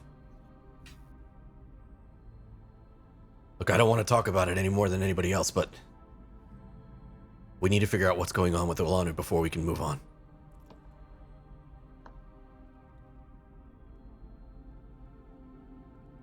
Well, unfortunately, yeah, I can offer no sort of magical aid in this situation. I'm not equipped for that or possess any of the capacity to use any magics of that level. My mistress knows something. My mistress knows something about turning against a goddess that is overwatching her people. Perhaps we should speak with her when she feels a little bit better. Well, you should. I live in a book. Have fun with that. This is all your drama. Grimly kind of looks up at you and kind of like, well, not looks up at you, looks up at Asher and kind of squints his eyes. And he goes, we're all in this together. I don't have a brain. Not. And he kind of yells out a little bit louder. He's like, Ken, I know that's you. Ken just Did yells we just back. come to you? No, he has his own opinion. I literally... Oh. He's like, oh, I'm sorry, I didn't know that. You see Asher, like, actually from the upper body part of a person is just crossed. Arms crossed. I got you. And he goes, anyway. I don't know if we're talking about gods here. Maybe Helm has something. I need to commune with him as well. Well, and you see Kinrava, like, actually come back out from behind the pillar now. She looks absolutely exhausted, but she looks like she's putting on a brave face now that she's actually got some wind back in her lungs, and she's like, well, why don't we all take a rest when I put up the dome, and when Manu is back from that. So I've got an idea. I hate it so much, but I have an idea. What if we all went upstairs to that terrible place and you put the dome up there, so that way we can at least keep an eye on Iceheart? I kind of need a solid surface to put the dome up and we all float up there.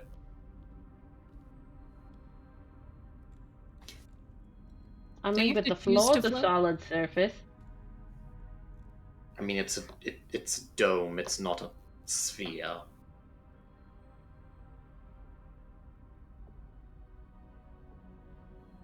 would it not fit up there? It's a dome up there too. I mean, like, if you all want to go on the floor and sort of like sleep half levitating, I guess we could. Might be relaxing, I don't know.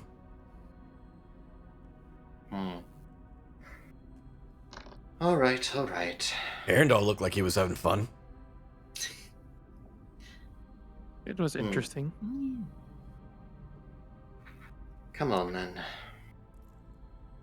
So as this conversation is happening, we go back up to where Olanu is dealing with some things.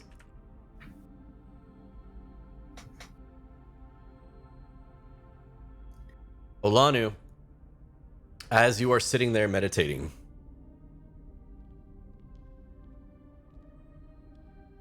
the voice inside your head that was there before, previously, comes back out. Again, you hear in your head, "Yes, yes, my champion. The rage fuels you. You will be your party's downfall, but you will be the central spire to my uprising.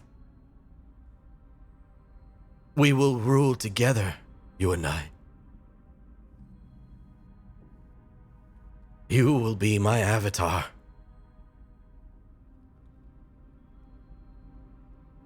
I would And- sooner die. You say that. Roll a Constitution saving throw.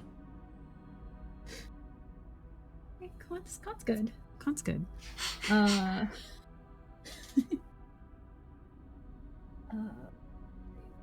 hope so. Okay, so I don't get any like advantage or anything on it, but I do. Oh, why am I?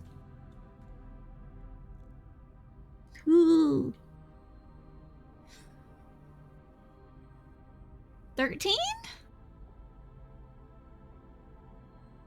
Olanu, the voice just kind of like booms in your head, and you feel that same energy that when you were opening up the door to the glacier, you feel that same energy flow through you, and you are floating like in a cross-legged pattern, but your legs jut out below you, your arms out to the side, and your back arches, and your mouth and eyes open, and that bright white blue energy flows through you again.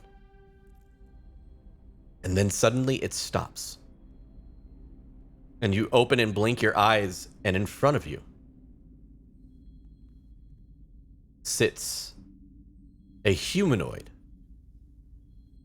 that has a kind of like a shawl over its shoulders, a long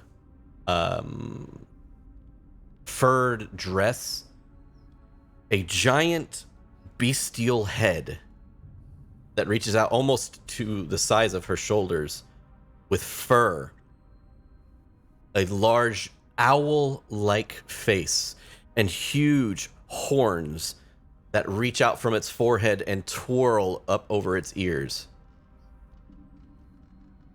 Standing only about like 6 foot tall, so it's actually smaller than you in general. But as you sit there, you like come to, you're kind of just floating there. She's standing on the floor. And she takes her finger, and it's like this claw with like a long, sharp fingernail. She brings it, and you start to float downwards towards the ground until your feet are touching. And when she does that, she says to you, "You will follow." And she says, "Or you will fall, just like all the others."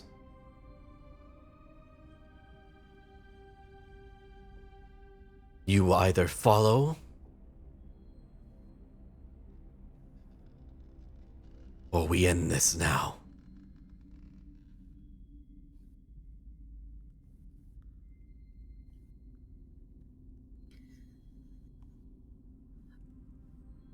You feel the rage inside of you has exhausted you, to the point of at least 1 point of exhaustion, but that rage seems to subside. That blue energy that was flowing through you has subsided. And she says, "Now go. Do my bidding and discover what is up in the tower, where we can use it to only bolster our power."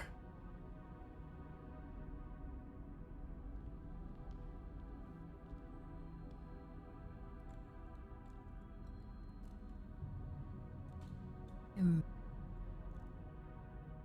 going to figure out what's in the tower to help my people and my party, not to help you. We shall see. And we're going to go ahead and take a break. God damn it, Dan. All right. So there's no like really cool mini for this, so I'm just going to make her a really big owl. Or at least I thought it was. What's going on? Owl. Owl? There we go. Owl. Oh, little owl. It's just a baby owl. There we go. Now it's a really creepy owl. All right. So on that note, since we are going on break, we're going to do a cool test to see if this works. We are giving away an excellent set of dice today. One that I'm going to throw up real quick on the stream. That way you can see it. This is the set of dice that we are giving away today, created by our very own Olanu, or Ali right here, that was just in the scene that you were watching. So, I'm also going to, really quick, do this really neat program that I was talking about before that made like an awful loud noise. And we'll see if it works. So if not, then we can do it, you know, our own way or whatever. But for now, what we will do is I need to do a screen capture for it. Let me do this. Where is it? This.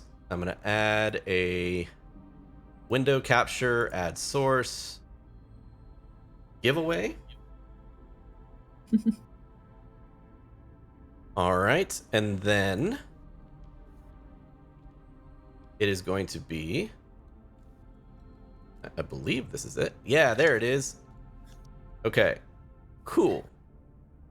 So now with that the way it is, let's go ahead and sorry guys, I know it's green and weird and everything like that. Give it like 2 seconds. I'm just gonna put a filter over top of it. This is the first time I've ever used this program, so bear with me for just a moment.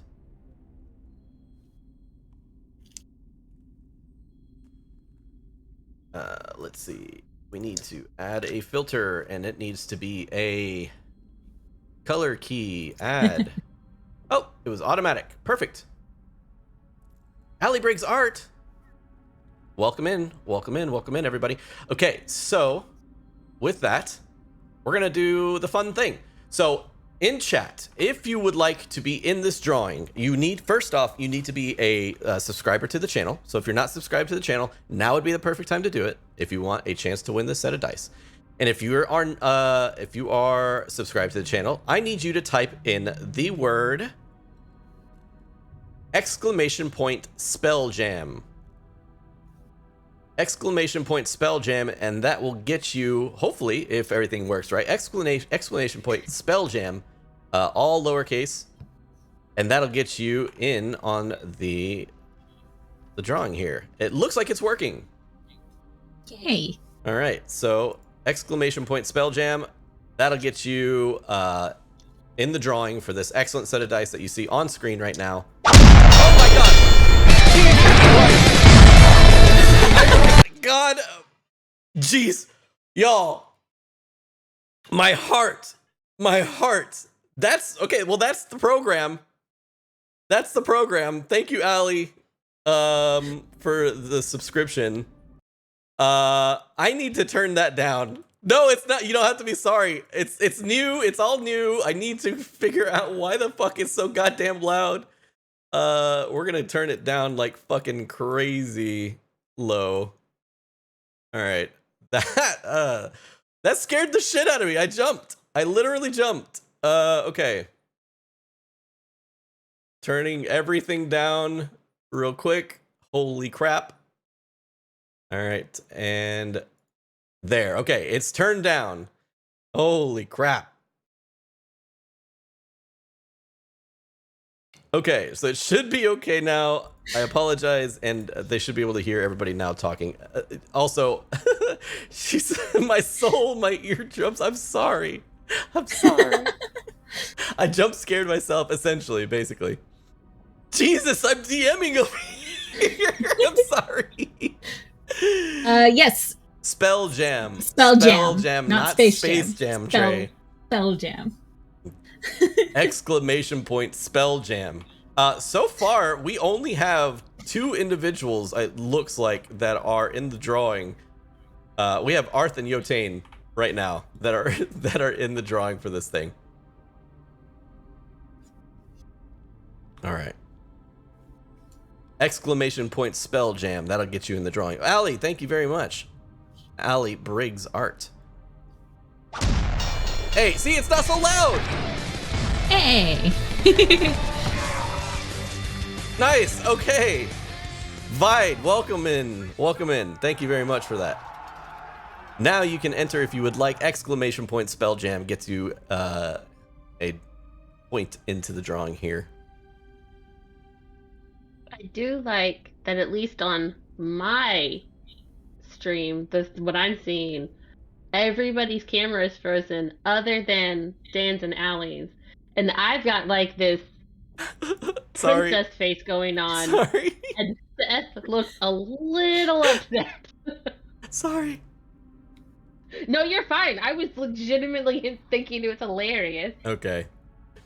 All right, well, we got 4 people right now. I'm going to give another few minutes just in case somebody wants to, if somebody is trying to get their subscription in. I'm just going to give it a couple more minutes. So thank you all for joining us today. Again, if you are just now joining us, we are doing a giveaway for this set of dice that you see right above me up here. We are giving this away in honor of Spelljammer coming out. So if you would like to be involved in this giveaway, you must be subscribed to the channel and type in exclamation point Spelljam. Exclamation point Spelljam, and you will be entered to win. Again, thank you to Raven for showing me this cool program that pops up on screen for this giveaway. We're gonna see how well it works. And if it doesn't, well then we'll just do the good old-fashioned giveaway stuff. Do I use Tabletop Simulator or FG? We use Tailspire, actually. Tailspire is a game you can find on Steam, and it is a wonderful tool for TTRPGs. They just got how would you say, they partnered with Tailspire. They partnered with Hero Forge? Hero Forge, thank you. And you can now import your Hero Forge characters into the game. So that way you can have customized, character tokens. Mind you, you do have to have purchased the digital version of the character in order for it to be able to be imported. You can't just build a character and then import it. But everything's done for you. You don't have to do any kind of, behind the scenes stuff that I was doing before. All right. Exclamation point Spelljam. If you want a set of this die right here, I'm going to give us another 30 seconds.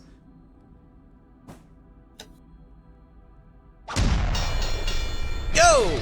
With the gift sub. Bye. What? Apparently it says that you do it, even though it's not. What's going on? What's happening right now? What's happening? I don't know what's happening. Okay. Well, anyways, whatever. Warlocks and Waffles, welcome in. And also, Vide, thank you very much for the gift sub. Does it have access to importing other 3D models, like if you made your own object? Yes, you can import your own things, but again, it's all done through mods. You cannot, it is not implemented in the game just yet. Cody Plays, if you want in on this, you must be subscribed to the channel, and you got to type in !spell jam. Yeah. Okay. Yo! Yay. Coming in hot, Cody Plays. Thank you very much for the subscription. Good luck. Do not forget to type in !spell jam. Yes. All right, I think that's enough. Let me get him or her to type out spell jam. There we go. Yeah. Let me make sure that everybody that has entered is actually in here. We got 1, 2, 3. We got Ali Briggs Art, Arthur, Cody Plays, Vibing with Vibe, and Yotane. So good luck to everybody. I'm gonna push a button, and I'm gonna pray it works. Because this is, it's dice giveaway time, y'all. All right, good luck, everybody.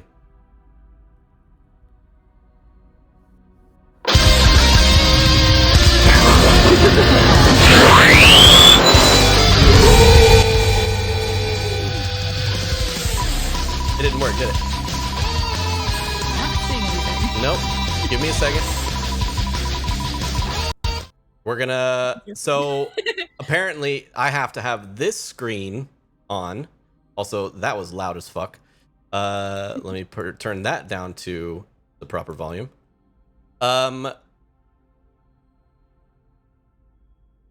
So I need to have this screen, not the other one. Give me 1 millisecond, y'all. Filters, properties. There we go. Yep, it's gonna be weird. Give it a second. Also, if you want to use this for yourself, it is called Latch Tools, and it is intuitive. I literally only had to log into my Twitch account, and it's that's pretty much it. Pretty fucking cool. All right. Anyways, enjoy as we go through again the winner. Let's do this.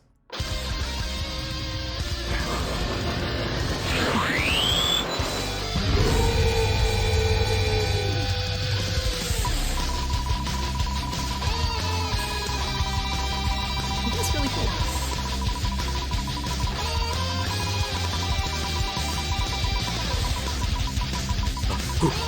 Here we go. Here we go. Slowing down. Ah! Yay! Congratulations! And then it has another little thing that comes with it. Oh my god, my whole thing moved. Nope. So basically, if they are in chat or if they haven't said anything, you can also activate this. And now they have to like type something out in chat. And they did, and they successfully did it. And they destroyed the monster. That's so cool. All right, that's it. That's the whole bit. So let me get back over to my overlays here, y'all. This is a whole thing. First time doing this. So, anyways, congratulations. Yeah, exactly. So they're not in lurker mode. Congratulations, V-Day. Congratulations. Yeah, type in Discord. Nope, that doesn't do it. Gotta fix that. Discord, our Discord link is somewhere in chat here before. V-Day, you're already in our Discord. I know that, but for anybody that isn't, give it to the person after me. You don't want it? What? I don't remember who the person was after you because it randomizes the people. Yep. It does. I didn't gift a sub to get 2 chances. That's cheating. No. Yeah, I did notice. It doesn't work like that. It randomizes it so much that you were like the beginning and the end of the names. So that's why your name was there twice. You know what I'm saying? So like Arth could have been twice, or Yotane could have been twice on that list. It just so happened to be your name that looked like it was twice on the list. No worries though. There's our Discord channel. Please get a hold of either myself or Allie, and we will get those dice sent out to you ASAP. So thank you very much for playing. Yes. And I will be right back. I need to use the potty. Yep. I will need you to, in the Discord, please send me a message and tell me what color you want them inked, so that I can get that on there and get them out to you. Righteous. V-Day, Alpha, and Omega confirmed. All right. Let me move this up to get a better view of what's here. And I shall be right back. Ditto.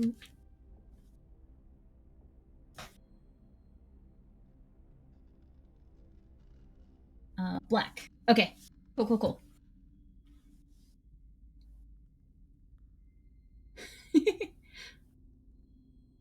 Ooh, I have a kind of shimmery black that has a little bit of a gold in it. Or I can just do matte black. Or shiny black. Those are cool.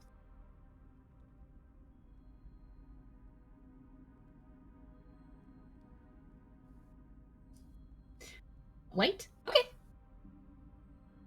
White is good too. I do have white.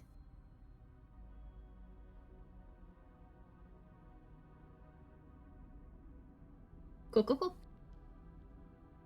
I shall return.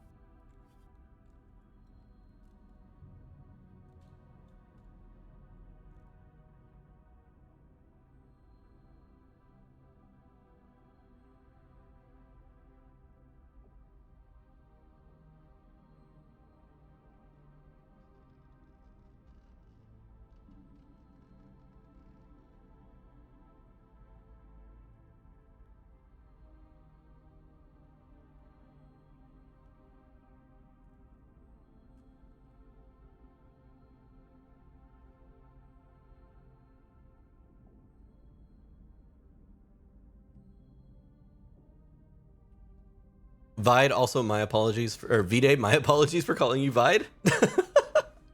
My brain just wants to read it as Vide.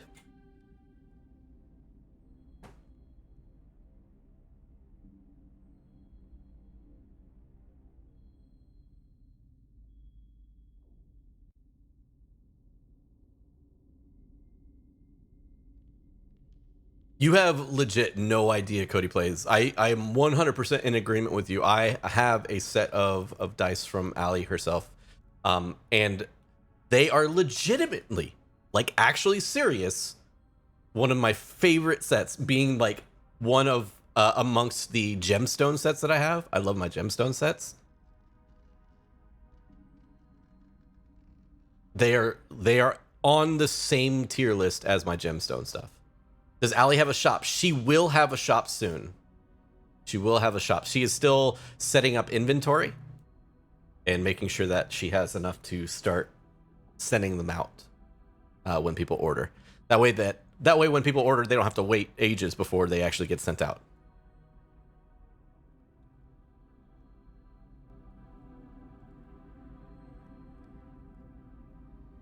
But keep an eye on it. Like I said, our Discord, if you go there, we have not only Die Hard Dice stuff, but of course our very own in-house dice maker. She will be posting all the updates, and we even have. Did I see the party chat? Nope, I will now.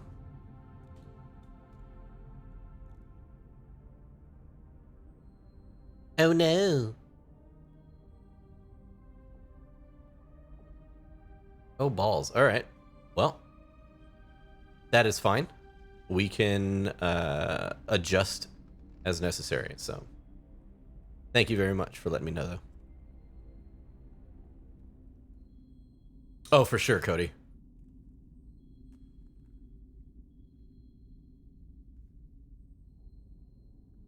Y'all, real quick, since we have some new viewers in chat, can we do a pronoun check real quick? So that way I make sure to properly address you if ever in chat. I would greatly appreciate it.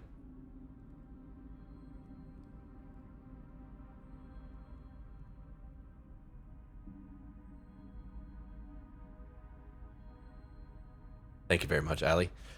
So, in all honesty, this is our Rime of the Frostmaiden campaign, but we also have a show on Wednesdays called Running Feywild, if you're not familiar with that. Very cool show with some very awesome cast members. We do, it's kind of like a Wild Beyond the Witchlight campaign-ish. She, her princess. Aw, all right, V-Day.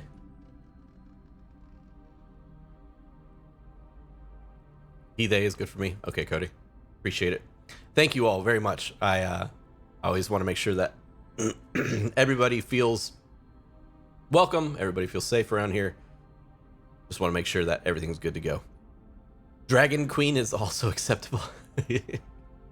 You got it.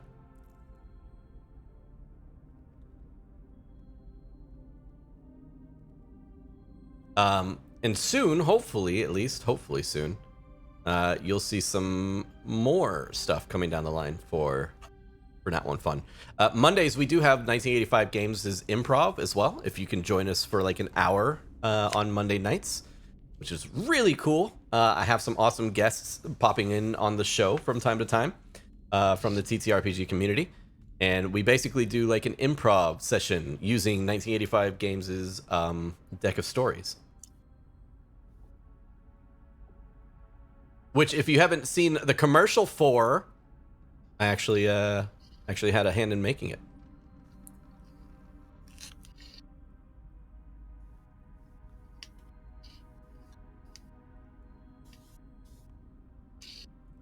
All right. Let's see. I filled Steven on where we were in the campaign. Uh-huh. And his response to Arl wanting me to be her champion was, yeah, but what's in it for you? I mean, how bad can it be? All right, don't worry about it. Just go with it. Yeah. Huh? 1985 decks are sweet. Well, here we go. As we're probably going to be back pretty soon. Check this out. Easy to. I'm bored. We can go scream at the cat for another hour. Nah, I'm tired of screaming at the cat.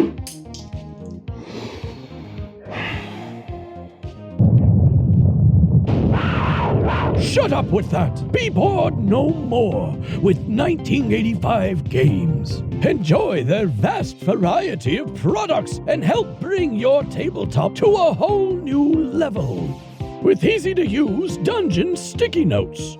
The deck of stories holds prompts and adventure hooks for any setting, and thousands of cutout game pieces with their dungeon craft. You've come all this way for nothing, fool! The princess is mine! You'll never get away with this, Malachor! Write everything down in your Hero Notes journal and start your adventure today!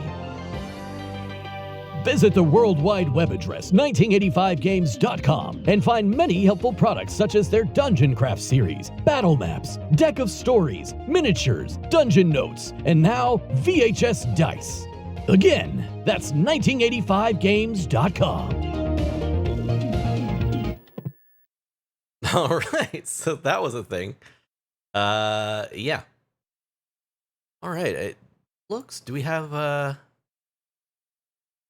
everybody back? It looks like. All right. So we're gonna go ahead and get back to the story as it is being told, and we're gonna pop back on over to our map screen.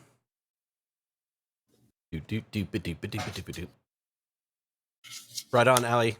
Briggs Art, thank you very much. Sorry, I have to say your whole name because we have an Allie in our group. So whenever I say it, hey, rolled a natural 20 apparently. Whenever I say it, I immediately think like, oh no, it's gonna be awkward. The stop motion must have taken a while. Yeah, there was a scene that I had to do a bunch of rotoscoping. That took a while, but it was a lot of fun. All right, let's get back into it. Oh, let me turn on the music a little bit more to get in the ambiance. Okay, so like I said, we pick back up, and Olanu, you're exhausted.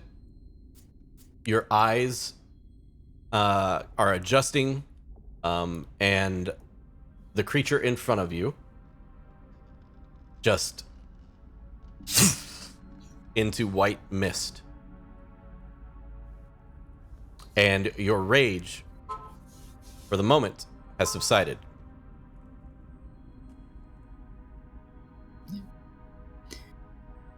She's gonna continue to meditate and try to think about what this could mean and how to try to find a way out of her service. Okay. The rest of the party, as you make your way up to where Olanu was, you see a large cloud of white smoke in front of her that is slowly falling to the ground. And you see now that Olanu, her demeanor is no longer this rage-fueled hatred. It's different. What do you do?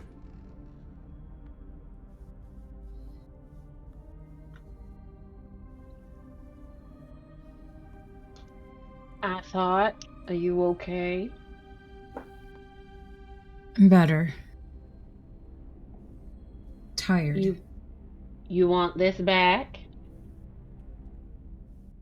No. Still keep the weapons away from me for now. All right. Well, on the note of being tired, we had planned on taking a rest up here, not knowing how long you were gonna need to do whatever it was you were doing, so we could keep an eye on you. Is that okay with you? Do you and your cloud friend want some time alone? No. That was not a friend. You hear a little rustle underneath Percy's wing, and a little head pops out as Cuckoo, the fox, shows their face, and they pop out and they look and they can see the falling mist to the ground. And he's like, oh, "Did you get to meet my friend?" Fuku? Huh? Explain. Well, the snow, the falling smoke, it's the same smoke I saw every time she left. Do you know her name? No. Just friend. Does she have a giant owlbear head? Well, she did look like an owl. I don't know what an owlbear is. How about, before we go any further in this, let's take a rest first, alright, please?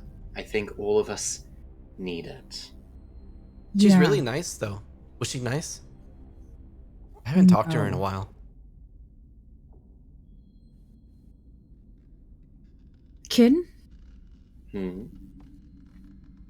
Set up the dome. Do not allow myself or our little fox friend here access.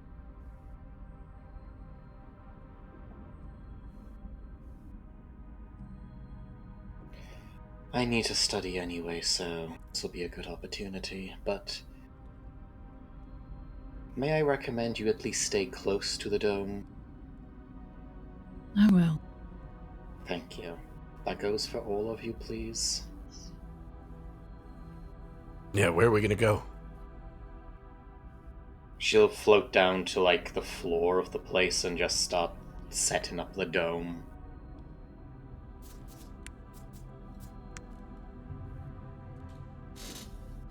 Dome is set up.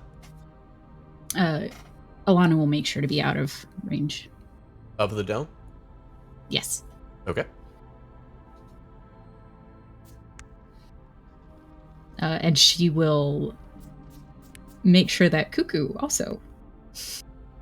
You gonna pull Cuckoo out? Yeah. Even if that means that she has to call Percy over. Because Percy can go in and out, but it's so warm in there. Yeah, well.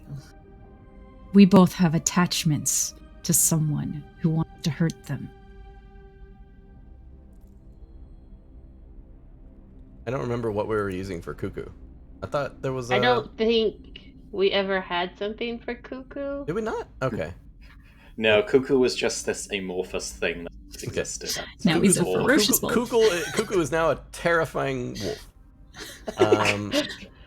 Oh, our poor little Arctic fox. Yep. He's a very cute little Arctic fox. And Cuckoo is like has both of his front paws on the ground as you drag it backwards. It's like, no. Oh, okay.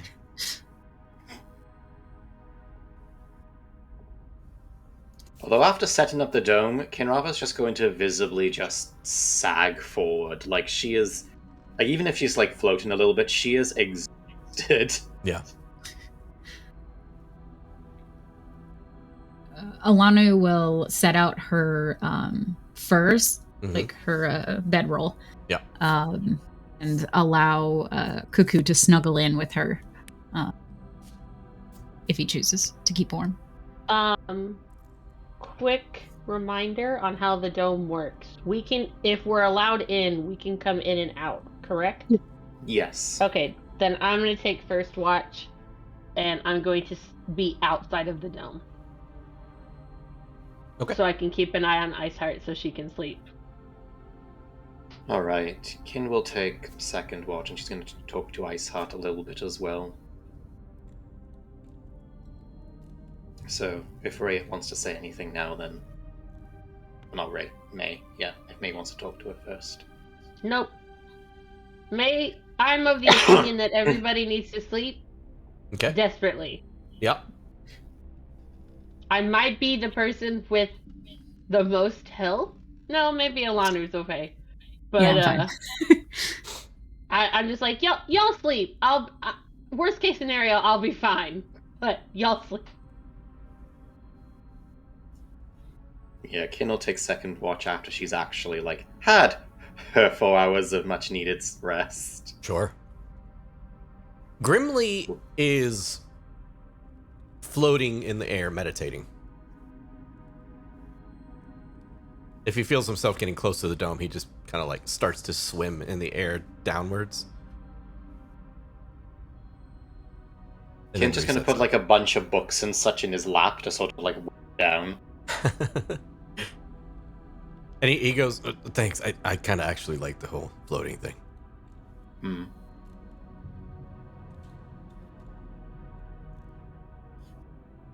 All right, does anybody want to RP anything?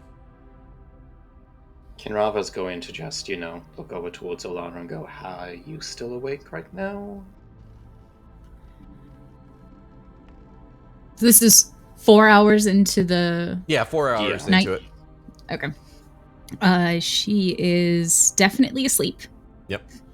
But you could wake her up. No problem.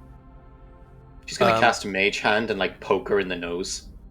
When you cast Mage Hand and poke her in the nose, Olanu, you awake out of a nightmare. And you are you're drenched in sweat. And your eyes are aglow with rage. And you take your weapon instinctively and put it towards Kin's throat. She doesn't have one. You don't have a weapon. You grab Cuckoo and hold Cuckoo up to her. Okay, then you are reaching for looking for a weapon, and as you're looking for a weapon, your rage subsides, and you realize what you're doing.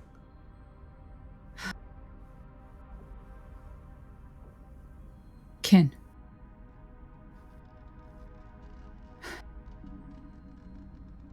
It's hard, isn't it? Yes. No peace. Not even your own thoughts are your own. Everything feels shared. Nothing is private or sacred. Is this how it was with your family? This is how it is like for the entire Drow race.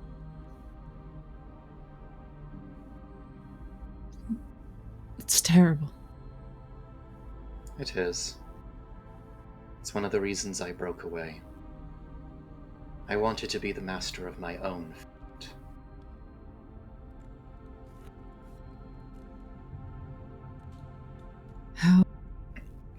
How did you break away?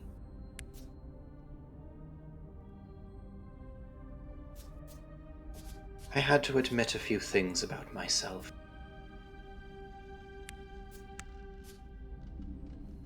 The simple truth is I'm not like the other Drow. She points towards her eyes and her hair. I never have been and never will be. Isn't that because of your father's meddling? It is. But at the same time, I'm also grateful to him.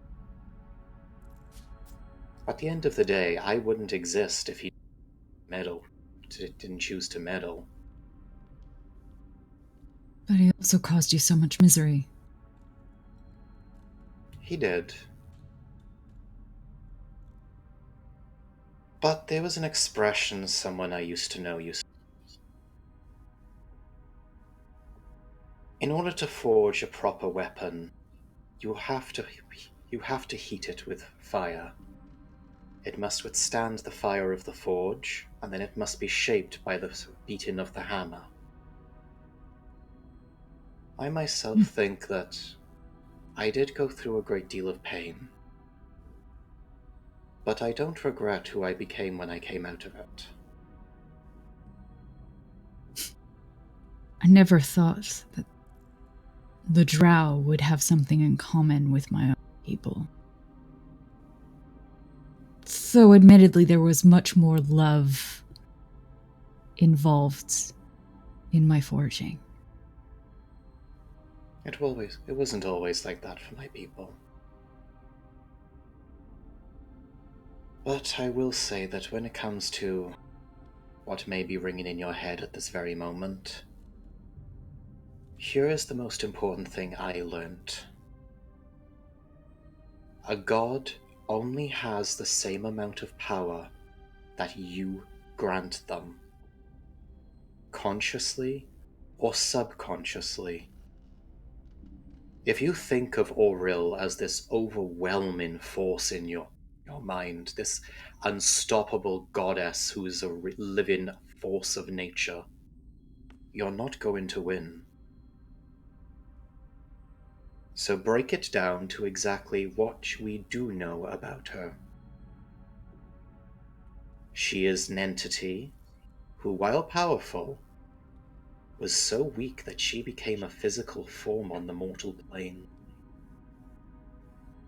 She's so weak that she can only extend her reach over a tiny amount of land in the grand scheme of Faerun. And she's so weak that she has to rely on mortal champions to do her bidding right now. That is all fair. Remember that as you go forwards, because you're an awful lot stronger than I was when I went through something similar.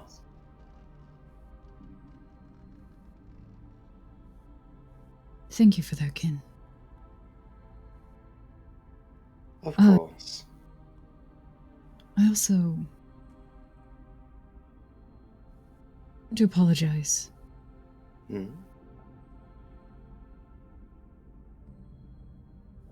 At times, I can be very antagonistic towards you. Know that I do trust you with my life. I just wish that you would talk to us more. Convey your thought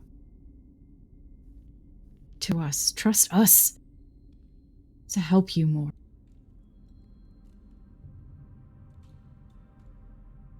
I know that's hard, but I view every single one of you as friends, not just allies. I do appreciate that.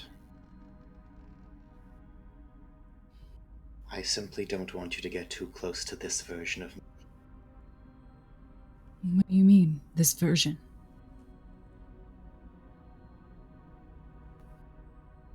In the future, I'm probably not going to survive.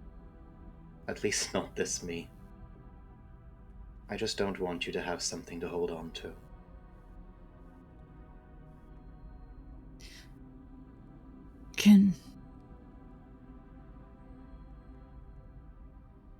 I will not hold on. And for the record, I'm pretty sure that at least mostly innocent. I think ignorance is bliss when it comes to him. Still. Foxes are cunning. Never underestimate him. You I'll look keep that down. in mind. You look down. You see that he gives like a really big yawn, and he has like that curled tongue, really thin curled tongue. Well, just try to remember what I said. The less you think of her as a goddess, the less hold she'll have over you. Yeah. She's just a real big pain in the ass. She is. Although, she might have done us a favor. What's that? Maybe she killed off all of the cultists. That's very possible, actually. She's interested in the tower. It wouldn't shock me. From what I've read, a Mythala is essentially a battery. It's nothing but a ball of energy that can be put to use in various different ways. It has pre-programmed uses, of course, but I do have a theory that it could be used to amplify technically any spell that it is connected to. Or strengthen a goddess? Not exactly. I imagine it could strengthen. Ooh, It could you cut out. strengthen her. It could possibly strengthen her enchantment, but not her directly. Gods draw in a different manner of power than what we imagine. It's like trying to power a water wheel with fire. They're two different forces that don't work quite the same way. Okay. Regardless, we need to keep it out of her reach. Agreed.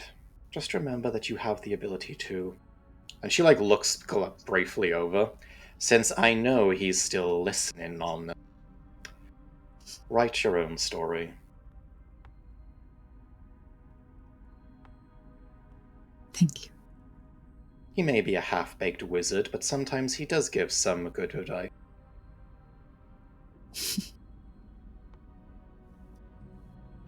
I should get back to sleep. You should. Thank you, Ken. Of course. Good night, Arundel. Just crack an eye open and just good night. She'll fall back to sleep. All right. And with that, the night, or what you believe to be night at least,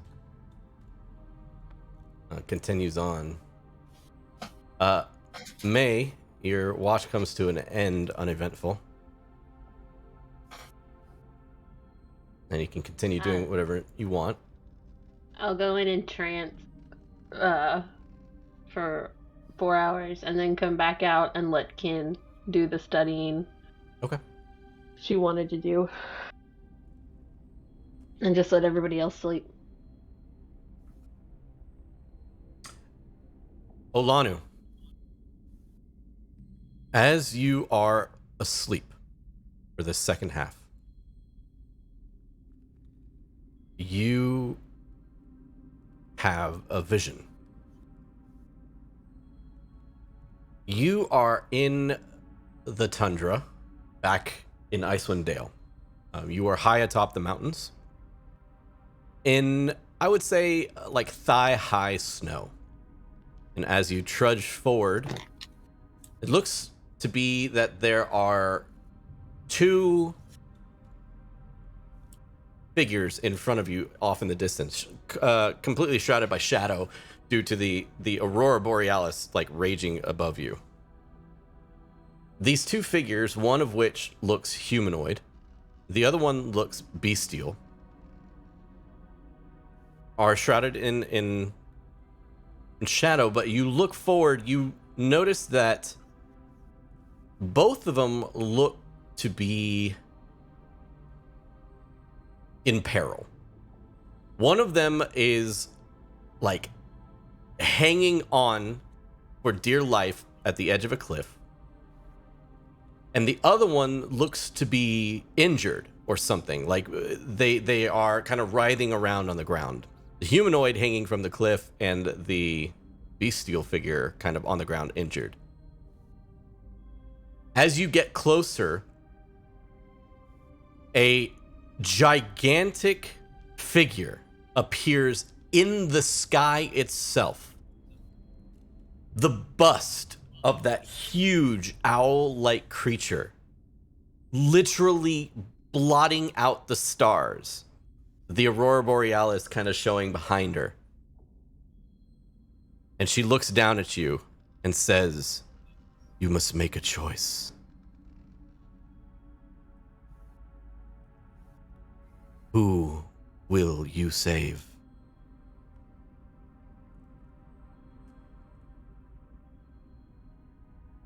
And she kind of like fades out. And in the distance, you can see that there is something slowly approaching the creature that is writhing around on the ground. And you also notice that the ground is starting to shake just a little bit. And the person holding on to the cliffside is slowly losing grip.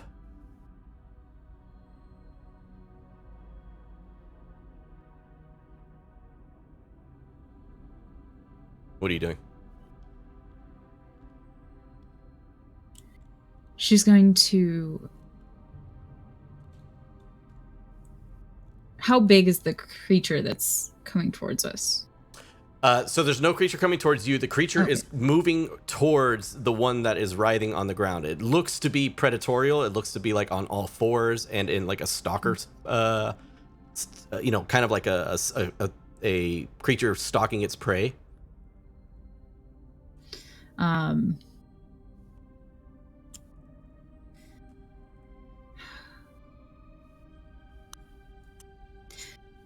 She'll dive for the one on the cliff. Okay. And pull them out. So you run over to the creature that is hanging off this cliffside. And when you do, you finally approach it close enough to see a visual of them. And you are surprised that it is someone you know. You look down and you see Grimly is hanging by a few fingers, a gauntleted hand kind of just holding onto this cliffside, the rumbling and the shaking of the cliff causing him to lose his grip. And you run over, you slide, and you slam your forearm against his and grip tightly around his elbow and begin to kind of like pull up on him. And Grimly's face, even though hanging from this cliff, seems to be neutral. And you pick him up off the ground. He looks at you and just kind of looks back down at the ground. And he looks back over towards the creature, who is now being devoured, or at least chewed on, by the other beast that was approaching it.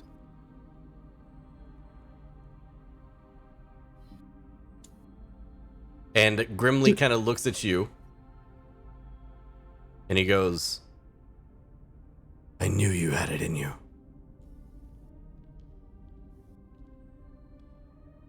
And he looks over at the thing that is being eaten on the ground, and he kind of nods his head over towards it. She looks. It's a distance. He's nodding almost as if telling you to go over in that direction. She'll draw. Does she have her weapons? You feel like you are almost reverted back to your state, your like most vulnerable state. So you have like your armor and your furs on you, but it's just you. Okay. She'll take a more defensive stance and start heading over towards the creature on the ground. So you kind of have like a sneaking pose where your hand is kind of out in front of you, ready to grab anything, and the other one kind of balancing you as you sneak up closer to it. As you approach, the beast that was feasting on whatever this creature is on the ground turns to you. And you see now the shape of your bear ancestry. The spectral large bear turns to you and has like a face covered in viscera, blood, and gore. And when you look down at what it was eating, you now see the body of Auril being devoured. As the shape of the bear looks at you, and you look at it, and you see now Auril lying on the ground. A rumble in the entire mountain occurs. And in the sky, blotting out the sun, or the moon yet again, Auril's visage appears. And she says, "You have made your choice. You had so much potential. Very well. I'll just have to do it myself."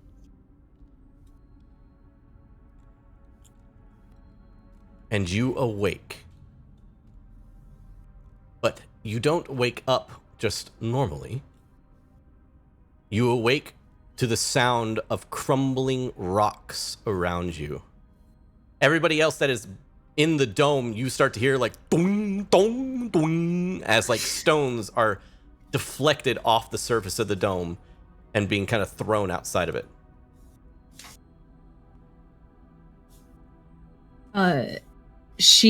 So the dome is like falling in? The dome, you look up and it is falling down. She jumps to her feet, grabs that stupid Arctic fox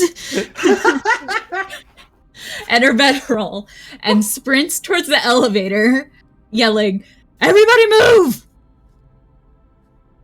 Since I was outside of the dome, I would make sure everybody inside the dome is awake and then follow Iceheart. Okay, so yeah, you bust ass out of there. Everybody else, you are able to get up and like sprint out of there, no issue.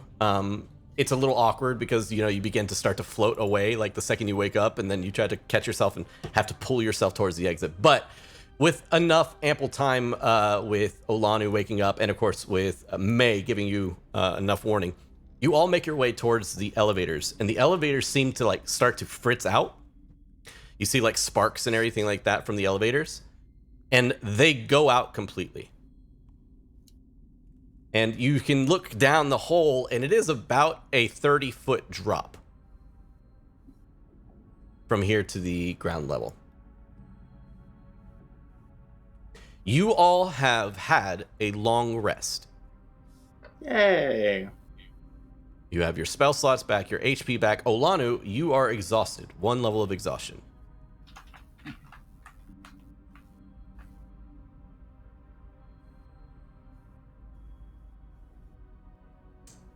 And then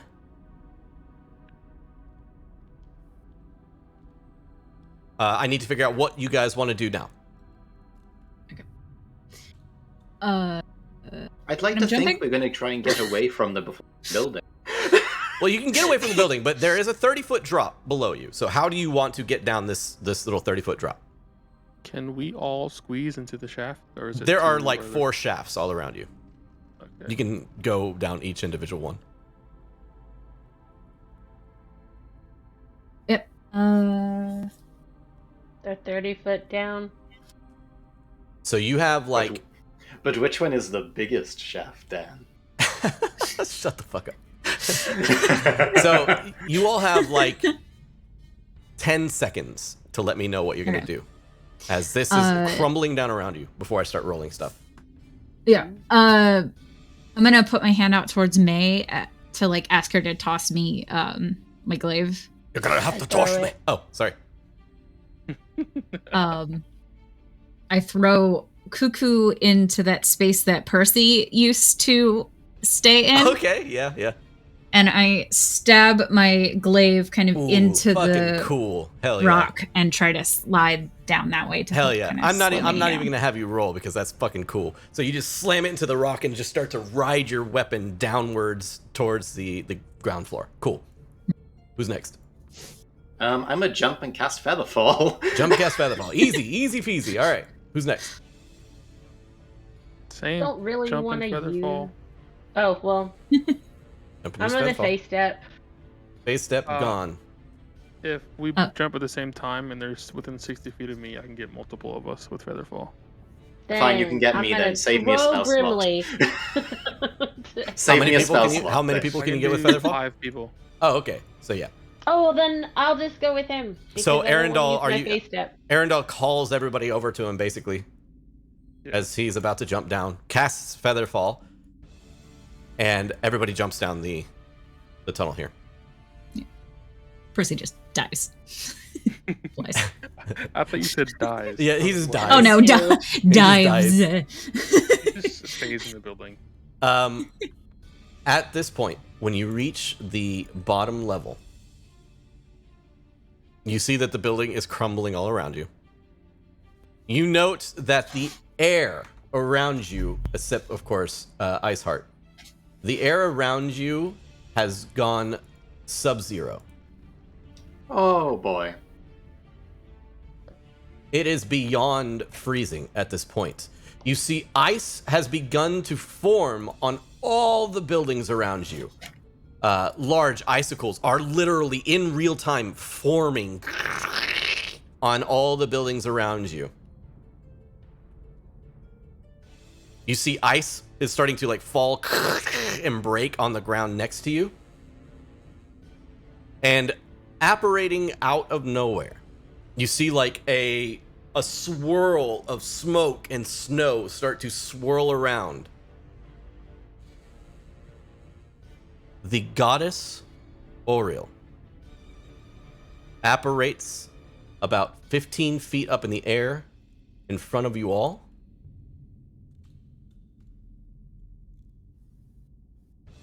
And points at you as a group and says, "This nonsense ends here."